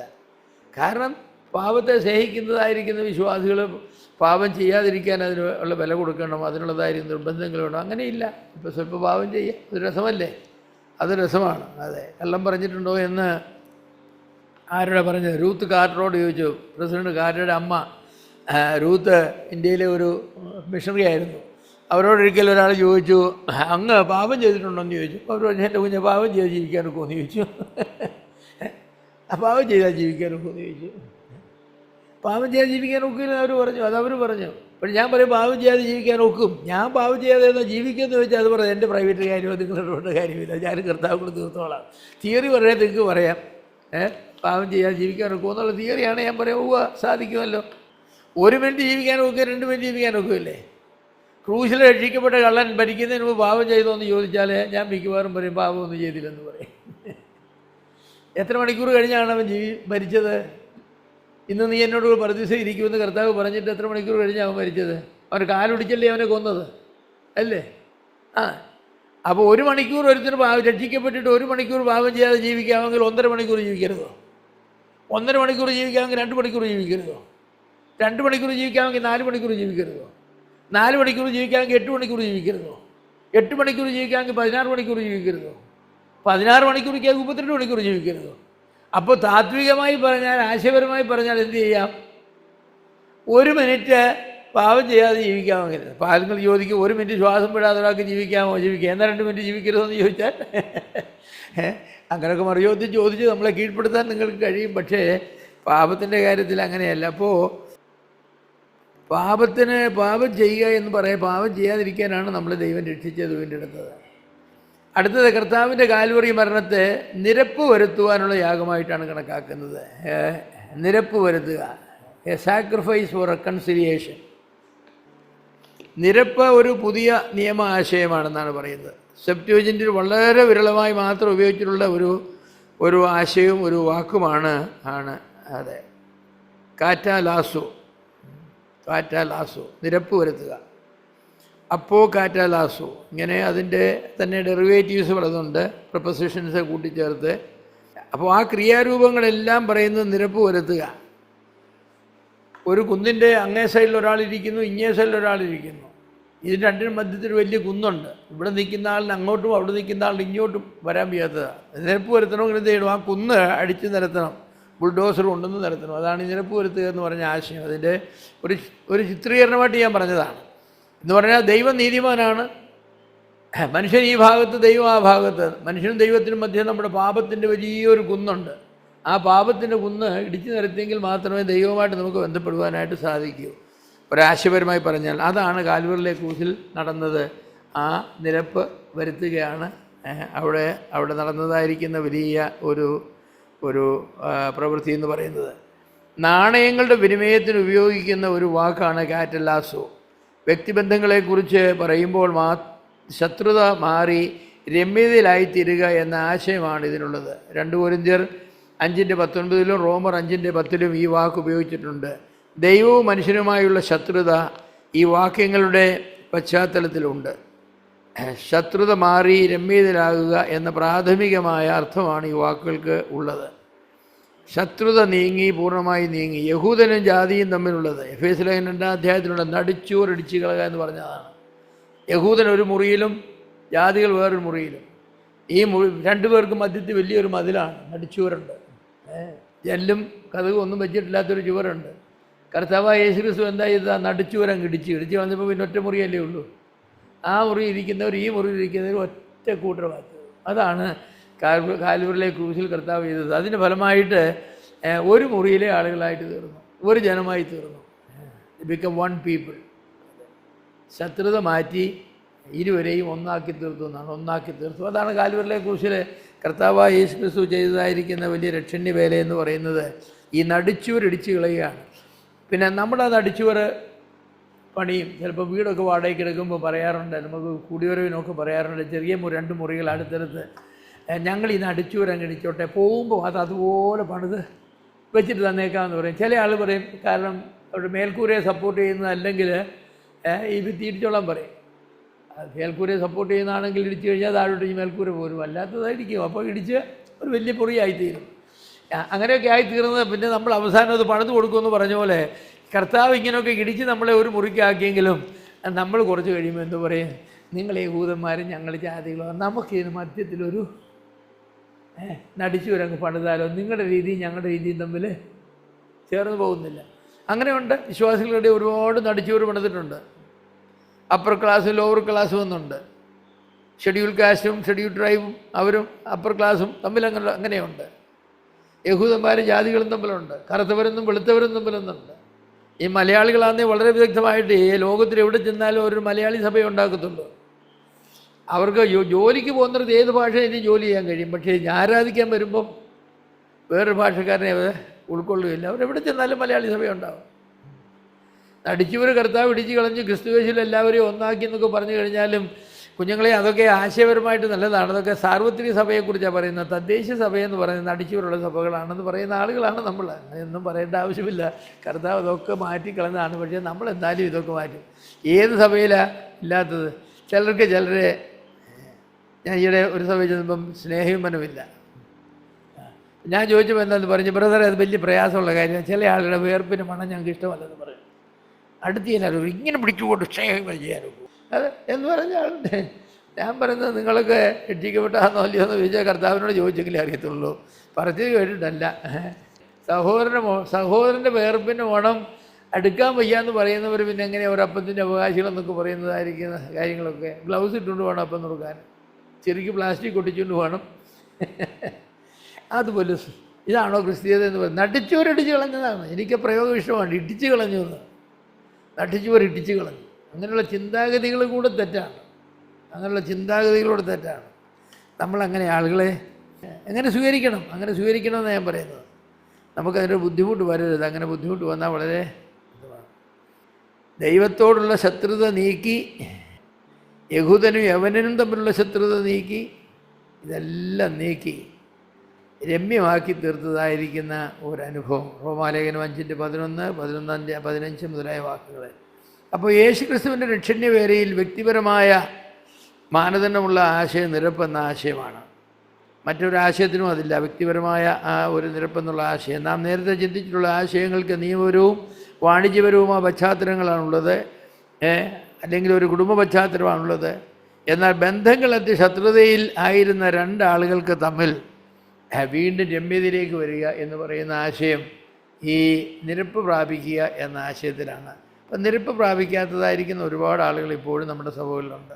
നമുക്കറിയാം, നിരപ്പ് പ്രാപിക്കാത്തതായിരിക്കുന്ന ആളുകൾ നമ്മുടെ സമൂഹത്തിലുണ്ട്. അവരെ എങ്ങനെയാണ് നിരപ്പിക്കുന്നത്? കർത്താവ് യേശു ക്രിസ്തു രക്തത്തിൽ നിരപ്പിക്കാൻ വയ്യ, ഇനി നമ്മളെന്തുകൊണ്ടാണ് നിരപ്പിക്കുന്നു? ഇത് പ്രയാസമാണ്. പക്ഷേ അത് ക്രിസ്തീയ ഉപദേശത്തിൻ്റെ വിരുദ്ധമായിരിക്കുന്ന ഒരു കാര്യമാണത്. അവരോടൊന്നും പറഞ്ഞാൽ അവർക്ക് മനസ്സിലാവില്ല. നിരപ്പിനെക്കുറിച്ച് പറയുന്ന തിരുവചന ഭാഗങ്ങൾ പരിശോധിച്ചാൽ നിരപ്പിന് 3 തലങ്ങളുള്ളതായി കാണാം. ഒന്നാമത് മനുഷ്യന് ദൈവത്തോടുള്ള നിരപ്പ്. മനുഷ്യന് ദൈവത്തോടുള്ള നിരപ്പ്. നിരപ്പിനെക്കുറിച്ചുള്ള തിരുവചന ഉപദേശം അനുസരിച്ച് നിരപ്പിൻ്റെ ഏറ്റവും പ്രധാന ഭാഗം ഇതാണ്: മനുഷ്യന് ദൈവത്തോടുള്ള രമ്യതയാണ്. റോമാലേഖനം 5-ാം അധ്യായത്തിൻ്റെ 10-11, 2 കൊരിന്ത്യർ 5-18 മുതലായ വാക്യങ്ങളൊക്കെ നിങ്ങൾ വായിക്കണം. ദൈവത്തോട് മനുഷ്യന് നിരപ്പ് ആവശ്യമായിരിക്കുന്നത് മനുഷ്യന് ദൈവത്തോടുള്ള ശത്രു നിമിത്തമാണ്. ദൈവം പാപിയായ മനുഷ്യൻ്റെ നേരെ കോപിഷ്ഠനെങ്കിലും ദൈവം മനുഷ്യൻ്റെ ശത്രുവല്ല. എന്നാൽ പാപിയായ മനുഷ്യൻ ദൈവത്തെ തൻ്റെ ശത്രുവായി ഗണിക്കുകയും ദൈവത്തോടുള്ള ശത്രുത പുലർത്തുകയും ചെയ്യുന്നു. ഇപ്പോൾ ആദാം പാപം ചെയ്ത് കഴിഞ്ഞ ഉടനെ തന്നെ ദൈവമാണോ ഓടി ഒളിച്ചത്, ആദാമാണോ ഓടി ഒളിച്ചത്? ആദാമാണ് ഓടി ഒളിച്ചത്. ദൈവം ഇറങ്ങി വരികയല്ലേ. ദൈവം അറിഞ്ഞില്ലേ ഇവൻ പാപം ചെയ്തെന്നുള്ളത്? സർവജ്ഞാനിയായ ദൈവത്തെ അറിയില്ലേ ഇവൻ പാപം ചെയ്തെന്നുള്ളത്? അറിയാം. ആദമേ നീ എവിടെ എന്ന് പറഞ്ഞ് ആദമിൻ്റെ അടുക്കിലേക്ക് വരികയാണ്. മനുഷ്യനാണ് ഓടി ഒളിച്ചത്. കാരണം പാപം എന്ന് പറയുന്നത് ദൈവത്തോട് അടുത്ത് ചെല്ലുവാൻ കഴിയാതെ കൊണ്ട് മനുഷ്യനെ ദൈവത്തിൽ നിന്നും അകറ്റുന്നതായിരിക്കുന്ന വലിയൊരു പ്രശ്നമാണ്. എന്നാൽ ദൈവം വിശുദ്ധനായതുകൊണ്ട് ആ പാപപ്രശ്നത്തിന് പരിഹാരം വരുത്താതെ ദൈവത്തിന് മനുഷ്യൻ്റെ അടുത്തേക്ക് വരാനായിട്ട് സാധിക്കില്ല. അതുകൊണ്ടാണ് ദൈവം ഇറങ്ങി വന്നപ്പോൾ മനുഷ്യൻ്റെ പാപപ്രശ്നത്തിനാണ് ആദ്യം പരിഹാരം നടത്തിയത്. മൃഗത്തെ കൊന്ന് അവനെ ഉടിപ്പിച്ചു എന്ന് പറയുമ്പോൾ മൃഗത്തെ കൊന്ന്, പഴയ നിയമത്തിലെ യാഗമൊന്നും നിയമങ്ങളൊന്നും പറഞ്ഞിട്ടില്ല, ആദ്യമായിട്ടുള്ള പ്രയോഗമാണല്ലോ.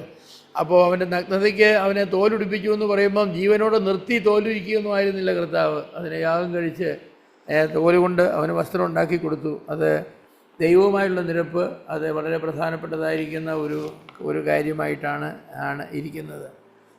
യേശു ക്രിസ്തുവിൻ്റെ മരണത്താൽ മനുഷ്യൻ ദൈവത്തോടല്ല, പ്രത്യുത ദൈവം മനുഷ്യനോടാണ് നിരന്നത് എന്നൊരാശയമുണ്ട്. ഡിയോൺ മോറിസ് ആശയക്കാരനാണ് ഡിയോൺ മോറിസ്. മനുഷ്യൻ ദൈവത്തോട് നിരക്കുകയല്ല, മനുഷ്യൻ ദൈവത്തോടല്ല, ദൈവം മനുഷ്യനോടാണ് നിരന്നത്. ഇങ്ങനെ ചിന്തിക്കാനുള്ള കാരണം രക്ഷയിൽ അടങ്ങിയിരിക്കുന്ന മറ്റെല്ലാ പ്രവൃത്തികളും ദൈവസംബന്ധമാണ്. ഉദാഹരണമായി ദൈവക്രോധത്തിൻ്റെ ശമനം, ദൈവത്തിന് നൽകുന്ന വീണ്ടെടുപ്പില്ല, ഇങ്ങനെയുള്ള എല്ലാം ദൈവത്തിനാണ് നൽകുന്നത്. അപ്പോൾ നിരപ്പിൻ്റെ ശുശ്രൂഷയും അതുകൊണ്ടും തന്നെ ദൈവസംബന്ധമായിരിക്കണമെന്ന് അവർ ചിന്തിക്കുന്നു. ദൈവത്തിനെതിരായി പാപം ചെയ്യുന്ന മനുഷ്യനെ ദൈവം ശത്രുവായി കാണുന്നുവെന്ന് അവർ കരുതുന്നു. എന്നാൽ ഈ ആശയം ശരിയല്ല. നീതിമാൻ ന്യായാധിപതിയുമായ ദൈവത്തിന് മനുഷ്യൻ്റെ ശത്രുവായിരിക്കുവാൻ കഴിയുകയില്ല. കൂടാതെ ദൈവത്തെ ലോകത്തോട് നിരപ്പിച്ചുവെന്ന് ഒരു പ്രസ്താവനയുമില്ല. ലോകത്തെ ദൈവത്തോട് നിരപ്പിച്ചു എന്നാണ്. ദൈവത്തെ ലോകത്തോട് നിരപ്പിച്ചു എന്ന് ലോകത്തെ ദൈവത്തോട് നിരപ്പിച്ചു. റോമാലേഖനം 5:10-11, 2 കൊരിന്ത്യർ 5:18-19 ഇവിടെ എല്ലാം അങ്ങനെയാണ്. ദൈവത്തോട് നിരപ്പിച്ചു എന്നാണ്. ദൈവത്തിന് വ്യതിയാനം വരുത്തുക അസാധ്യമാണ്. എന്ന് പറയാൻ ഇടിച്ചു നിരത്തിയത് ദൈവത്തെ അല്ല, ഇടിച്ചു നിരത്തിയത് മനുഷ്യനെയാണ്. മനുഷ്യൻ്റെ ഭാഗമാണ് ഇടിച്ചു നിരത്തിയത്, ദൈവത്തിൻ്റെ ഭാഗമല്ല ഇടിച്ചു നിരത്തിയത്. അതിനാൽ പാപം വ്യത്യാസങ്ങൾ വരുത്തിയ മനുഷ്യനിലാണ് വ്യതിയാനങ്ങൾ വരേണ്ടത്. രണ്ടാമതായിട്ട് മനുഷ്യനുമായുള്ള നിരപ്പ്. പാപം മനുഷ്യനും ദൈവവും തമ്മിലുള്ള ബന്ധത്തെ മാത്രമല്ല, മനുഷ്യനും തമ്മിലുള്ള ബന്ധത്തെയും വികലമാക്കി. ഏദൻ തോട്ടത്തിലെ ഏറ്റവും മനോഹരമായ ചിത്രം എന്ന് പറയുന്നത് ആദാഹുമാരുടെ ബന്ധമാണ്. ഹൗവ ഈ പാപമൊക്കെ ചെയ്തെങ്കിലും ഹൗവയെ ഉപേക്ഷിച്ചില്ല. ഞാൻ പലപ്പോഴും വിചാരിക്കും, ഇന്നത്തെ കാലത്താണെങ്കിലല്ലേ ദൈവം തിന്നരുതെന്ന് പറഞ്ഞ കാര്യം തിന്നെന്ന് മാത്രമല്ല, അതുകൊണ്ട് മനുഷ്യവർഗത്തെ മുഴുവൻ നശിപ്പിച്ചു. അപ്പോൾ ആദം എന്ന് പറഞ്ഞു, നീ ഒരുത്തിയാണ് ഈ സകലത്തിനും, നീ ഞാനുമായിട്ട് ബന്ധം വിട്ടിരിക്കുന്നു, എനിക്ക് ഇതിനെ കാണുക പോലും ബന്ധം മുന്നേ പോലും ബന്ധം, ഇതൊക്കെ പറയും. പക്ഷേ ആദം അങ്ങനെയൊന്നും പറഞ്ഞില്ല. താൻ പറഞ്ഞു, നീ തന്ന സ്ത്രീ തന്നു ഞാൻ തിന്നു എന്ന് പറഞ്ഞപ്പോൾ കുറ്റം ദൈവത്തിന് ഭർത്താവ് വെച്ചാൽ, നീ തന്ന ഈ സ്ത്രീ എൻ്റെ വീട്ടാളിയായിരിക്കാം, നീയല്ലേ തന്നത്. അപ്പോൾ പിന്നെ ഞാൻ കേൾക്കട്ടെ പറഞ്ഞാൽ, ഭാര്യ ഉണ്ടാക്കി തന്ന ആഹാരം ഞാൻ കഴിച്ചെന്നുള്ളത് തെറ്റെന്ന് പറയാൻ നോക്കുമോ? പോക്കില്ല, നീ കൂട്ടാളിയായി തന്നതല്ലേ എന്ന് പറഞ്ഞ് ആണ് തന്നത്, അത് ചെയ്തത്. അപ്പോൾ ഈ ആദവും ഹൗവയും തമ്മിലൊരു നിരപ്പ് വരുത്തേണ്ടതായിരിക്കുന്ന ആവശ്യം ഉണ്ടായിരുന്നു എന്ന് ചോദിച്ചാൽ ഏതെങ്കിലും തോട്ടത്തിൽ അതിനുള്ള സൂചനയൊന്നുമില്ല. നിങ്ങളിങ്ങനെ വഴക്ക് കെട്ടരുത്, ആദമേ നീ അവളെ കുറ്റം പറഞ്ഞത് തെറ്റാണ്, അതുകൊണ്ട് നീ അവളോട് ക്ഷമ ചോദിക്കുക, അങ്ങനെയൊന്നും കർത്താവ് പറഞ്ഞില്ല. ആദം ഹൗവയെ കുറ്റം പറഞ്ഞോ എന്ന് ചോദിച്ചാൽ ദൈവത്തെയാണ് വാസ്തവത്തിൽ കുറ്റം പറഞ്ഞത്, ഹൗവയല്ല കുറ്റം പറഞ്ഞത്. ഹൗവയെ വിട്ടു പോകാനായിട്ട് ആദമിന് കഴിയുമായിരുന്നോ എന്ന് ചോദിച്ചാൽ അതുമില്ലെന്ന് ഞാൻ പറയും. കാരണം ഏക മനുഷ്യൻ്റെ പാപത്താലല്ലേ മനുഷ്യൻ പാപിയായി തീർന്നത്. അവൾ തിന്നു, അവനും കൊടുത്തു, അവനും തിന്നു ഉടനെ. അവൾ തിന്നു ഉടനെ കണ്ണു തുറന്നില്ല, അവനും തിന്നു ഉടനെ കണ്ണു തുറന്നു എന്നാണ്. അവർ നഗ്നരെന്നറിഞ്ഞു എന്നാണ്. ഹവ്വ പഴം തിന്ന് നിന്നപ്പോൾ ഒരു വ്യത്യാസവും വന്നില്ല. അവന് കൊടുത്തു, അവനും തിന്നു, ഉടനെ അവരുടെ കണ്ണ് തുറന്നതാണ്. ഉടനെ അവർ അതിനൊന്നും പറയുന്നത് അങ്ങനെയല്ല. ഹവ്വയുടെ കണ്ണ് തുറന്നായിരുന്നു. ഹവ്വ നഗ്നയാണെന്ന് അറിഞ്ഞും കൊണ്ട് തന്നെ പിന്നെ ആദം അങ്ങ് തിന്നതാണ്, അങ്ങനെയൊന്നും അവിടെ പറയുന്നില്ല. ഉടനെ അവരുടെ കണ്ണ് തുറന്നു. കാരണം മനുഷ്യവർഗമാണ്, ആദഹവ്വമാർ ചേർമ്പോഴാണ് മനുഷ്യവർഗം. ഇത് മനുഷ്യവർഗത്തിൻ്റെ ഭാവമാണ്. അത് sin of the head of humanity. മനുഷ്യവർഗത്തിൻ്റെ തലയാണ്, ഈ മനുഷ്യവർഗത്തിൻ്റെ തലയാണ് ആദഹവ്വമാരെന്ന് പറയുന്നത്. ആദമാണതിൽ പുരുഷനൊന്ന്. അപ്പോൾ അത് പൂർണ്ണമായൊരു യൂണിറ്റായിട്ട് മാത്രമേ അവിടെ നിൽക്കാൻ നോക്കൂ, അവിടെ രണ്ടായിട്ട് നിൽക്കാൻ നോക്കില്ല. അതിന് ശേഷമുണ്ട് ആദാമിൻ്റെ പ്രവൃത്തികൾക്കൊക്കെ ആദാം ഉത്തരവാദി, ഹവ്വയുടെ പ്രവൃത്തികൾക്ക് ഹവ്വ ഉത്തരവാദി. ആദ്യത്തെ പ്രവൃത്തിയിൽ ആദഹവ്വമാർ മനുഷ്യവർഗത്തിൻ്റെ പ്രവൃത്തികളായിട്ട് സംയോജിച്ചാണ്. അതുകൊണ്ടാണ് ഏക മനുഷ്യനാൽ പാപവും പാപത്താൽ മരണവും ലോകത്തിൽ വന്നു. ഏക സ്ത്രീയാൽ പാപവും പാപത്താൽ മരണവും എന്നല്ല, ഏക മനുഷ്യനാൽ പാപവും പാപത്താൽ മരണവും ലോകത്തിൽ വന്നു എന്നുള്ളത്. അപ്പോൾ മനുഷ്യനോടുള്ളതായിരിക്കും നിരപ്പ് നമുക്കെല്ലാം അറിയാവുന്നൊരു കാര്യമാണ്. ദൈവവും മനുഷ്യനും തമ്മിൽ ബന്ധം തെറ്റിയാണ് കിടക്കുന്നെങ്കിൽ ഏറ്റവും കൂടുതൽ ബന്ധങ്ങൾ തെറ്റിക്കിടക്കുന്ന പ്രായോഗികമായി എവിടെയാണ്? മനുഷ്യനുമായിട്ടാണ്. അയൽക്കാർ തമ്മിലല്ലേ വഴക്ക്? ദൈവത്തോടെപ്പോഴും വഴക്കുണ്ടുള്ള കാര്യം ശരിയാണ്, പക്ഷേ എന്നാൽ അല്ലേ അവിടെയാ വഴക്ക് മനുഷ്യൻ്റെ തരത്തിലാണ് കിടക്കുന്നത്. യുദ്ധങ്ങളെല്ലാം എവിടെയാണ്? 2000 ലോക യുദ്ധത്തിൽ ആരെയാണ് കൊന്നത്? അല്ലെങ്കിൽ ഇന്ന് ഇന്ത്യ പാകിസ്ഥാൻ യുദ്ധത്തിൽ ആരെയാണ്? മനുഷ്യനല്ലേ കൊല്ലുന്നത് അല്ലേ? അല്ല, അതൊന്നും പാകിസ്ഥാൻ ഇന്ത്യക്കാരുടെ ദൈവാശയങ്ങളെ കൊല്ലാനായിട്ട് രാമനെയും കൃഷ്ണനെയും ഒന്നും അല്ലല്ലോ വന്നത്. അതൊന്നുമല്ല, തിരിച്ചുമല്ലല്ലോ.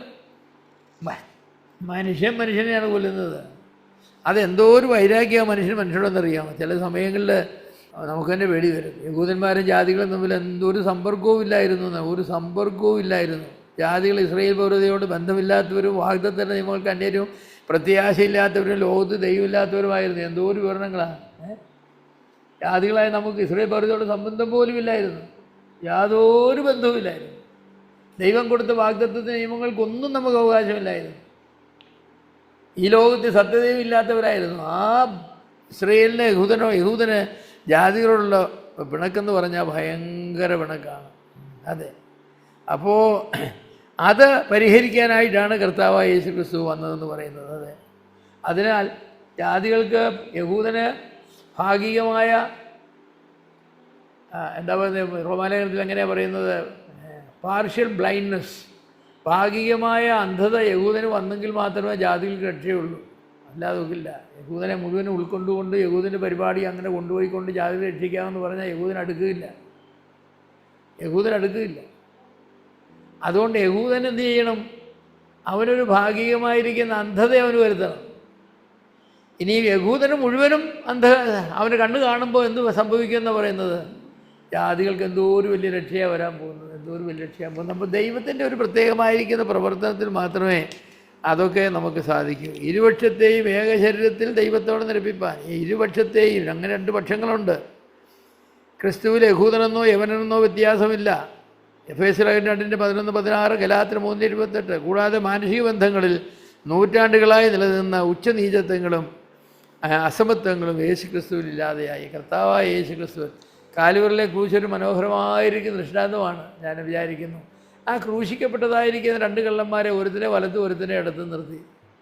ഈ യഹൂദൻ ജാതിക്കാരനായിരുന്നോ? ആ കള്ളന്മാർ ജാതിക്കാരായിരുന്നോ യഹൂദന്മാരായിരുന്നോ? ഞാനെപ്പോഴും ചോദിക്കുന്ന ചോദ്യമാണ്, എനിക്കറിയില്ല. അവർ ജാതിക്കാർ വെറുതെ juice or the Gentiles? Juice ആയിരിക്കണം, ജെൻറ്റൈൽസ് ആയിരിക്കാൻ സാധ്യതയൊന്നുമില്ല. ഏതായാലും രസകരമായ കാര്യമെന്ന് പറയുന്നത്, കർത്താവിന് വലതുവശത്തും അടുത്ത വശത്തും ഓരോരുത്തരെ അങ്ങനെ ഇല്ല. കാൽവറിയുടെ ക്രൂശിൻ്റെ പ്രത്യേകത എന്ന് പറഞ്ഞാൽ അതിങ്ങനെയാണ് നിൽക്കുന്നത്, സ്വർഗത്തോടും ഭൂമിയോടും വലത്തുള്ളവരോടും ഇടത്തുള്ളവരോടും എല്ലാവരെയും രമ്യപ്പെടുത്താനുള്ളതായിരിക്കുന്ന അതാണ്. അതെ, മനോഹരമായിരിക്കുന്ന ഒരു ചിത്രമാണത്. കർത്താവായ യേശു ക്രിസ്തുവിൻ്റെ കാൽവറിലെ ക്രൂശ് എന്ന് പറയുന്നത് എന്തൊരു രമ്യപ്പെടുത്തലാണ് ഇവിടെ. 3-ാമതായിട്ട് സൃഷ്ടിക്ക് ദൈവത്തോടുള്ള നിരപ്പ്. അവൻ ക്രൂശിൽ ചൊരിഞ്ഞ രക്തം കൊണ്ട് അവൻ മുഖാന്തരം സമാധാനം ഉണ്ടാക്കി, ഭൂമിയിലുള്ളതോ സ്വർഗത്തിലുള്ളതോ സകലത്തെയും അവനെ കൊണ്ട് നിരപ്പിപ്പാൻ.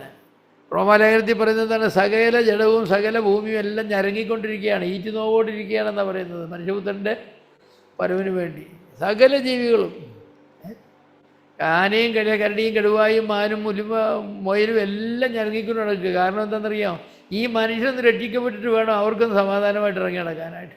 എവിടെയെങ്കിലും കണ്ടാൽ അവരുടെ വെടിവെച്ചോളല്ലേ പറയുന്നത്. എന്നിട്ടിപ്പോൾ അവരെന്ത് ചെയ്യുന്നറിയാമോ? പാപം അങ്ങോട്ട് മൂത്തിട്ട് അവർ പറഞ്ഞു അത്രയ്ക്ക് മൂത്തു എന്നാൽ ഞങ്ങൾ കാണിക്കാമെന്ന് പറഞ്ഞു. വനത്തിൽ കിടന്നതായിരിക്കും ജന്തുക്കളെല്ലാം എങ്ങനെ ഇറങ്ങി. എന്നിട്ടിപ്പം മനുഷ്യൻ കൊണ്ട് പോകുന്നത് ഇനിയിപ്പോൾ കുറച്ച് കഴിയുമ്പോൾ ജന്തുക്കളെല്ലാം നാട്ടിലും മനുഷ്യരെല്ലാവരും കാട്ടിലും ആവും. ഒരു സ്ഥിതി ആകൊണ്ട് വരുമ്പോൾ തോന്നുന്നു. ഈ ശത്രുത എന്ന് പറഞ്ഞാൽ ഭയങ്കര ശത്രുത. അന്നേ പറഞ്ഞു നിനക്കും സാത്താനും തമ്മിൽ പാമ്പിനും തമ്മിൽ ഞാൻ എന്ത് ചെയ്യും, ശത്രുത്വം ഉണ്ടാക്കും. അതിന് 2 തരത്തിലുള്ള വ്യാഖ്യാനം ഉണ്ടോന്ന്. കർത്താവായ യേശു ക്രിസ്തു സ്ത്രീയുടെ സന്തതിയായി വരുന്നവൻ, സർപ്പത്തിൻ്റെ സന്തതിയായി വരുന്ന ക്രിസ്തു, ആ യുദ്ധം. പക്ഷേ അതിന് മറ്റൊരു വശമുണ്ട്. എന്താണ്? പാമ്പ് എപ്പോഴും കടിക്കുന്നത് എവിടെയാണ്? മനുഷ്യൻ്റെ കുതികാലിനാണ്. മനുഷ്യനടിക്കുന്നത് എവിടെയാണ്? പാമ്പിൻ്റെ തലയ്ക്ക് അടിക്കും. അതിങ്ങനെ നടന്നുകൊണ്ടിരിക്കുകയാണ്. അതിൻ്റെ ആത്മീകമായിരിക്കുന്ന വശത്തിൻ്റെ അവസാനത്തെ പോരാട്ടമാണ് വെളിപ്പാട് പുസ്തകത്തിൽ നമ്മൾ കാണുന്നത്. നമുക്കൊരു വാഗ്ദത്തം തുടങ്ങുമ്പോൾ കാലിൻ്റെ കീഴിൽ അവനെ പാമ്പിനെ ഇങ്ങനെ ബൂട്ടിട്ട് ചവിട്ടിയിട്ട് ഇങ്ങനെ ഒരു തിരിക്കുമ്പോൾ എന്ന് പറഞ്ഞ പോലെയാണ് ഇവനെ നമ്മുടെ കാലിൻ്റെ കീഴിലിട്ട് തിരിച്ച് ചവിട്ടി മേരിച്ച് ശരിയാക്കാൻ പോവുകയാണെന്ന് ഉള്ള ആശയമാണ്. അതൊക്കെ വലിയ ആത്മീകമായിരിക്കുന്ന ആശയങ്ങളൊക്കെ അതിലുണ്ട് തീർച്ചയായിട്ടും. കാലുകളുടെ ക്രൂശിൽ കർത്താവിനെ നടുകൊടിച്ചതേ ഉള്ളൂ. തല തല്ലി ചതയ്ക്കുന്ന ജോലി ഇനിയും കിടക്കുന്നേ ഉള്ളൂ. അതുകൊണ്ടല്ലേ അവനിപ്പോഴും കടിക്കുന്നത്. നടുകൊടിഞ്ഞവൻ കടിക്കാൻ കൂടുതൽ വിഷമിച്ചാണ് കടിക്കുന്നത്. പക്ഷേ വിടത്തില്ല. നമ്മുടെ കർത്താവ് തന്നെ അവനെ നശിപ്പിക്കും. കർത്താവിനോടുകൂടെ സഭ, കർത്താവിൻ്റെ ശരീരമാണ് സഭ. അതുകൊണ്ട് ശരീരത്തിൻ്റെ ഭാഗം കൊണ്ടല്ലേ കാലെന്ന് പറയുന്നത്. അപ്പോൾ പിന്നെ കർത്താവിൻ്റെ ശരീരമാകുന്ന സഭ അതിൻ്റെ കാലുകൊണ്ട് ചവിട്ടി ഞെരിക്കുന്നതായിരിക്കുന്ന ഒരു സന്ദർഭം വരികയാണ്. ഭയങ്കര ആശയങ്ങളാണ് അവിടെയൊക്കെ കിടക്കുന്നത്. അപ്പോൾ സൃഷ്ടിക്ക് ഒരു നിരപ്പ് ആവശ്യമാണ്. അതുകൊണ്ട് ഞാൻ പറയാൻ ആവശ്യമില്ല ഒരു ജന്തുവിനെയും ഉപദ്രവിക്കരുത്. ആവശ്യമുള്ളതിനെ ഉപദ്രവിച്ചോ. പാറ്റ വലിയൊക്കെ കൊന്നതിന് കുഴപ്പമൊന്നുമില്ല. അതൊക്കെ നമുക്ക് ദോഷം ചെയ്യുന്നതാണ്. പിന്നെ വെറുതെ പോകുന്ന എല്ലാ ജന്തുവിനെയും ഉപദ്രവിക്കാനൊന്നും പോകരുത്. അതൊക്കെ ദൈവം സൃഷ്ടിച്ചതാണ്. നമ്മളും അവരുമായിട്ടുള്ളതായിരിക്കുന്ന വൈരാഗ്യമൊന്നും അത്രയും അങ്ങോട്ട് കാണിക്കേണ്ടതായിരിക്കുന്ന ആവശ്യമില്ല. റോമാലേഖനം 8-22 വാക്യത്തിൽ സർവ്വ സൃഷ്ടിയും ഇന്ന് വരെ ഒരുപോലെ ഞരങ്ങി ഈറ്റുനോവോടിരിക്കുന്നു. സർവ്വ സൃഷ്ടിയും ഇന്ന് വരെ ഞരങ്ങി ഈറ്റുനോവോടിരിക്കുന്നു അല്ലേ? മനുഷ്യപുത്രൻ്റെ വെളിപ്പാടിൽ മനുഷ്യവർഗത്തിന് വരുന്നതായിരിക്കുന്ന വ്യത്യാസം സമൂലമായിരിക്കുന്നൊരു വ്യത്യാസമാണ്. മനോഹരമായിരിക്കുന്നൊരു വ്യത്യാസമാണ്. കർത്താവായ യേശു ക്രിസ്തു വരുത്തിയതായിരിക്കുന്ന നിരപ്പിൻ്റെ ശുശ്രൂഷ. ആദാമാരും ഹവ്വാമാരും ഇന്ന് സന്തോഷമായിട്ട് കുടുംബജീവിതം നയിക്കുന്നത് ഈ നിരപ്പിൻ്റെ ശുശ്രൂഷ കൊണ്ട് മാത്രമാണ്. കർത്താവിൻ്റെ ശുശ്രൂഷ കൊണ്ട് മാത്രം. അല്ലെങ്കിൽ ഒക്കുകയില്ല. പാമ്പും കീരിയും പോലെ ആണ് മനുഷ്യനും തമ്മിലുള്ളതായിരിക്കുന്ന വൈരാഗ്യം. എന്തോ ഒരു വൈരാഗ്യമോ. ചില സമയത്ത് വഴക്കുണ്ടായാലേ എന്തോ ഒരു ഭയങ്കരമാണ്. ദൈവമക്കൾക്ക് വഴക്കുണ്ടാക്കേണ്ട കാര്യം വല്ലതും ഉണ്ടോ? അഭിപ്രായ വ്യത്യാസം ഉണ്ടെങ്കിലും നമ്മളെങ്ങനെ അഭിപ്രായ വ്യത്യാസത്തെ കൈകാര്യം ചെയ്യുന്നത്? നമ്മൾ പറയും സൗര അഭിപ്രായ വ്യത്യാസമൊക്കെ ഉണ്ട്. നിങ്ങൾ പറയുന്നത് നിങ്ങളുടെ ആശയം, ഞാൻ പറയുന്നത് ഞാൻ ആശയം. പിന്നെ ഒരു കാര്യം ഞാൻ പറയുന്നത് ശരി കേട്ടോ, അങ്ങനെ പറഞ്ഞ് നമ്മൾ വിഷമം തീർക്കുക അല്ലേ? നമ്മളെല്ലാവരും അങ്ങനെയല്ലേ പറയുന്നത്. എങ്കിലും ഞാൻ പറയുന്നത് ശരി. നിങ്ങളുടെ ആശയം ഞാൻ മാനിക്കുന്നുണ്ട്, ഞാൻ പറയുന്നത് ശരി. അത് ഞാൻ പറയുന്നത് എനിക്ക് ശരിയല്ലേ, പിന്നെ ഞാൻ എന്തോ മനുഷ്യനാണ്? നീ പറയുന്നത് ശരി, ഞാൻ പറയുന്നത് തെറ്റാന്ന് പറയും, പിന്നെ ആ തെറ്റ് പറഞ്ഞുകൊണ്ടിരിക്കാൻ പോവുകയില്ല. അപ്പോൾ എല്ലാവരും വിചാരിക്കുന്ന അവർ പറയുന്നതാണ് ശരിയെന്നാണ്. അങ്ങനെ വിചാരിച്ചുള്ളൂ. മനുഷ്യത്തിൻ്റെ അന്തിമമായ വീണ്ടെടുപ്പ് വരുന്നത് വരെ മനുഷ്യനും തമ്മിലുള്ളതായിരിക്കുന്ന ഈ ബന്ധങ്ങൾ ക്രിസ്തുയേശുവിലാണത്. നിങ്ങൾ ഏക ശരീരമായി ഏക മനസ്സോട് ഏകഭാവം പൂണ്ട്, അങ്ങനെയൊക്കെയല്ലേ പറയുന്നത്. പുതിയ വായിച്ചാൽ ഏകഭാവം, ഏക മനസ്സ്, ഏക സ്നേഹം, ഏക ശരീരം എന്നൊക്കെ പറയുന്നത്. എന്ന് പറഞ്ഞാൽ ഈ നിരപ്പെന്ന് പറയുന്നതിൻ്റെ പ്രായോഗികമായിരിക്കുന്ന ഔട്ട് വർക്കിംഗ് എവിടെയാണെന്ന് ചോദിച്ചാൽ സഭയിലാണ്. ഈ വിദ്വേഷവും വർഗവിദ്വേഷവും ഒക്കെ നിറഞ്ഞതായിരിക്കുന്ന അമേരിക്കയിലും കണ്ടില്ലേ? വെള്ളക്കാരൻ്റെ മൂപ്പനായിട്ട് ഒരു കറുത്തവർക്കാണ് വെച്ചിരിക്കുന്നത്. അത് ക്രിസ്തുവിനെ വെക്കൂ, അത് സഭയിലെ വെക്കൂ, വേറെ വെക്കുമില്ല. പക്ഷേ ആ സ്വാതന്ത്ര്യം പലപ്പോഴും നമ്മുടെ രാജ്യത്തേക്ക് വരുമ്പോൾ നമുക്കില്ല. തമിഴ്നാട്ടുകാരനൊക്കെ രക്ഷിക്കപ്പെട്ടൊക്കെ ഇവിടെ വന്നു കഴിഞ്ഞാലും അല്ലേ, നമ്മുടെ ചിന്താഗതിയിൽ വ്യത്യാസമില്ലേ? നമ്മുടെ മനോഭാവങ്ങൾക്കൊക്കെ വ്യത്യാസം വരണം. ഈ നിരപ്പിൻ്റെ ശുശ്രൂഷ വേണ്ടവണ്ണം അങ്ങോട്ട് നടന്നിട്ടില്ല. വെട്ടിനിരത്തിലെന്ന് പറയില്ലേ, ഒരു വെട്ടിനിരത്തിന് ഇനിയും നമ്മുടെയൊക്കെ ജീവിതങ്ങളിൽ ആവശ്യമാണെന്ന് എനിക്ക് തോന്നാറുണ്ട്. കാരണം അവിടെ ഇവിടെയൊക്കെ കഴിച്ചും പൊളിച്ചുമൊക്കെ ഇപ്പോഴും നിപ്പുണ്ട്. ബുൾഡോസർ കൊണ്ടുവന്ന് അടിച്ചു നിരത്തിയെങ്കിലും അങ്ങോട്ട് നിരപ്പായില്ല. ചെത്തി നിരപ്പാക്കണമെന്ന് പറയും, ചെത്തി നിരപ്പാക്കുക. അതൊക്കെ നമുക്ക് ആവശ്യമാണ്.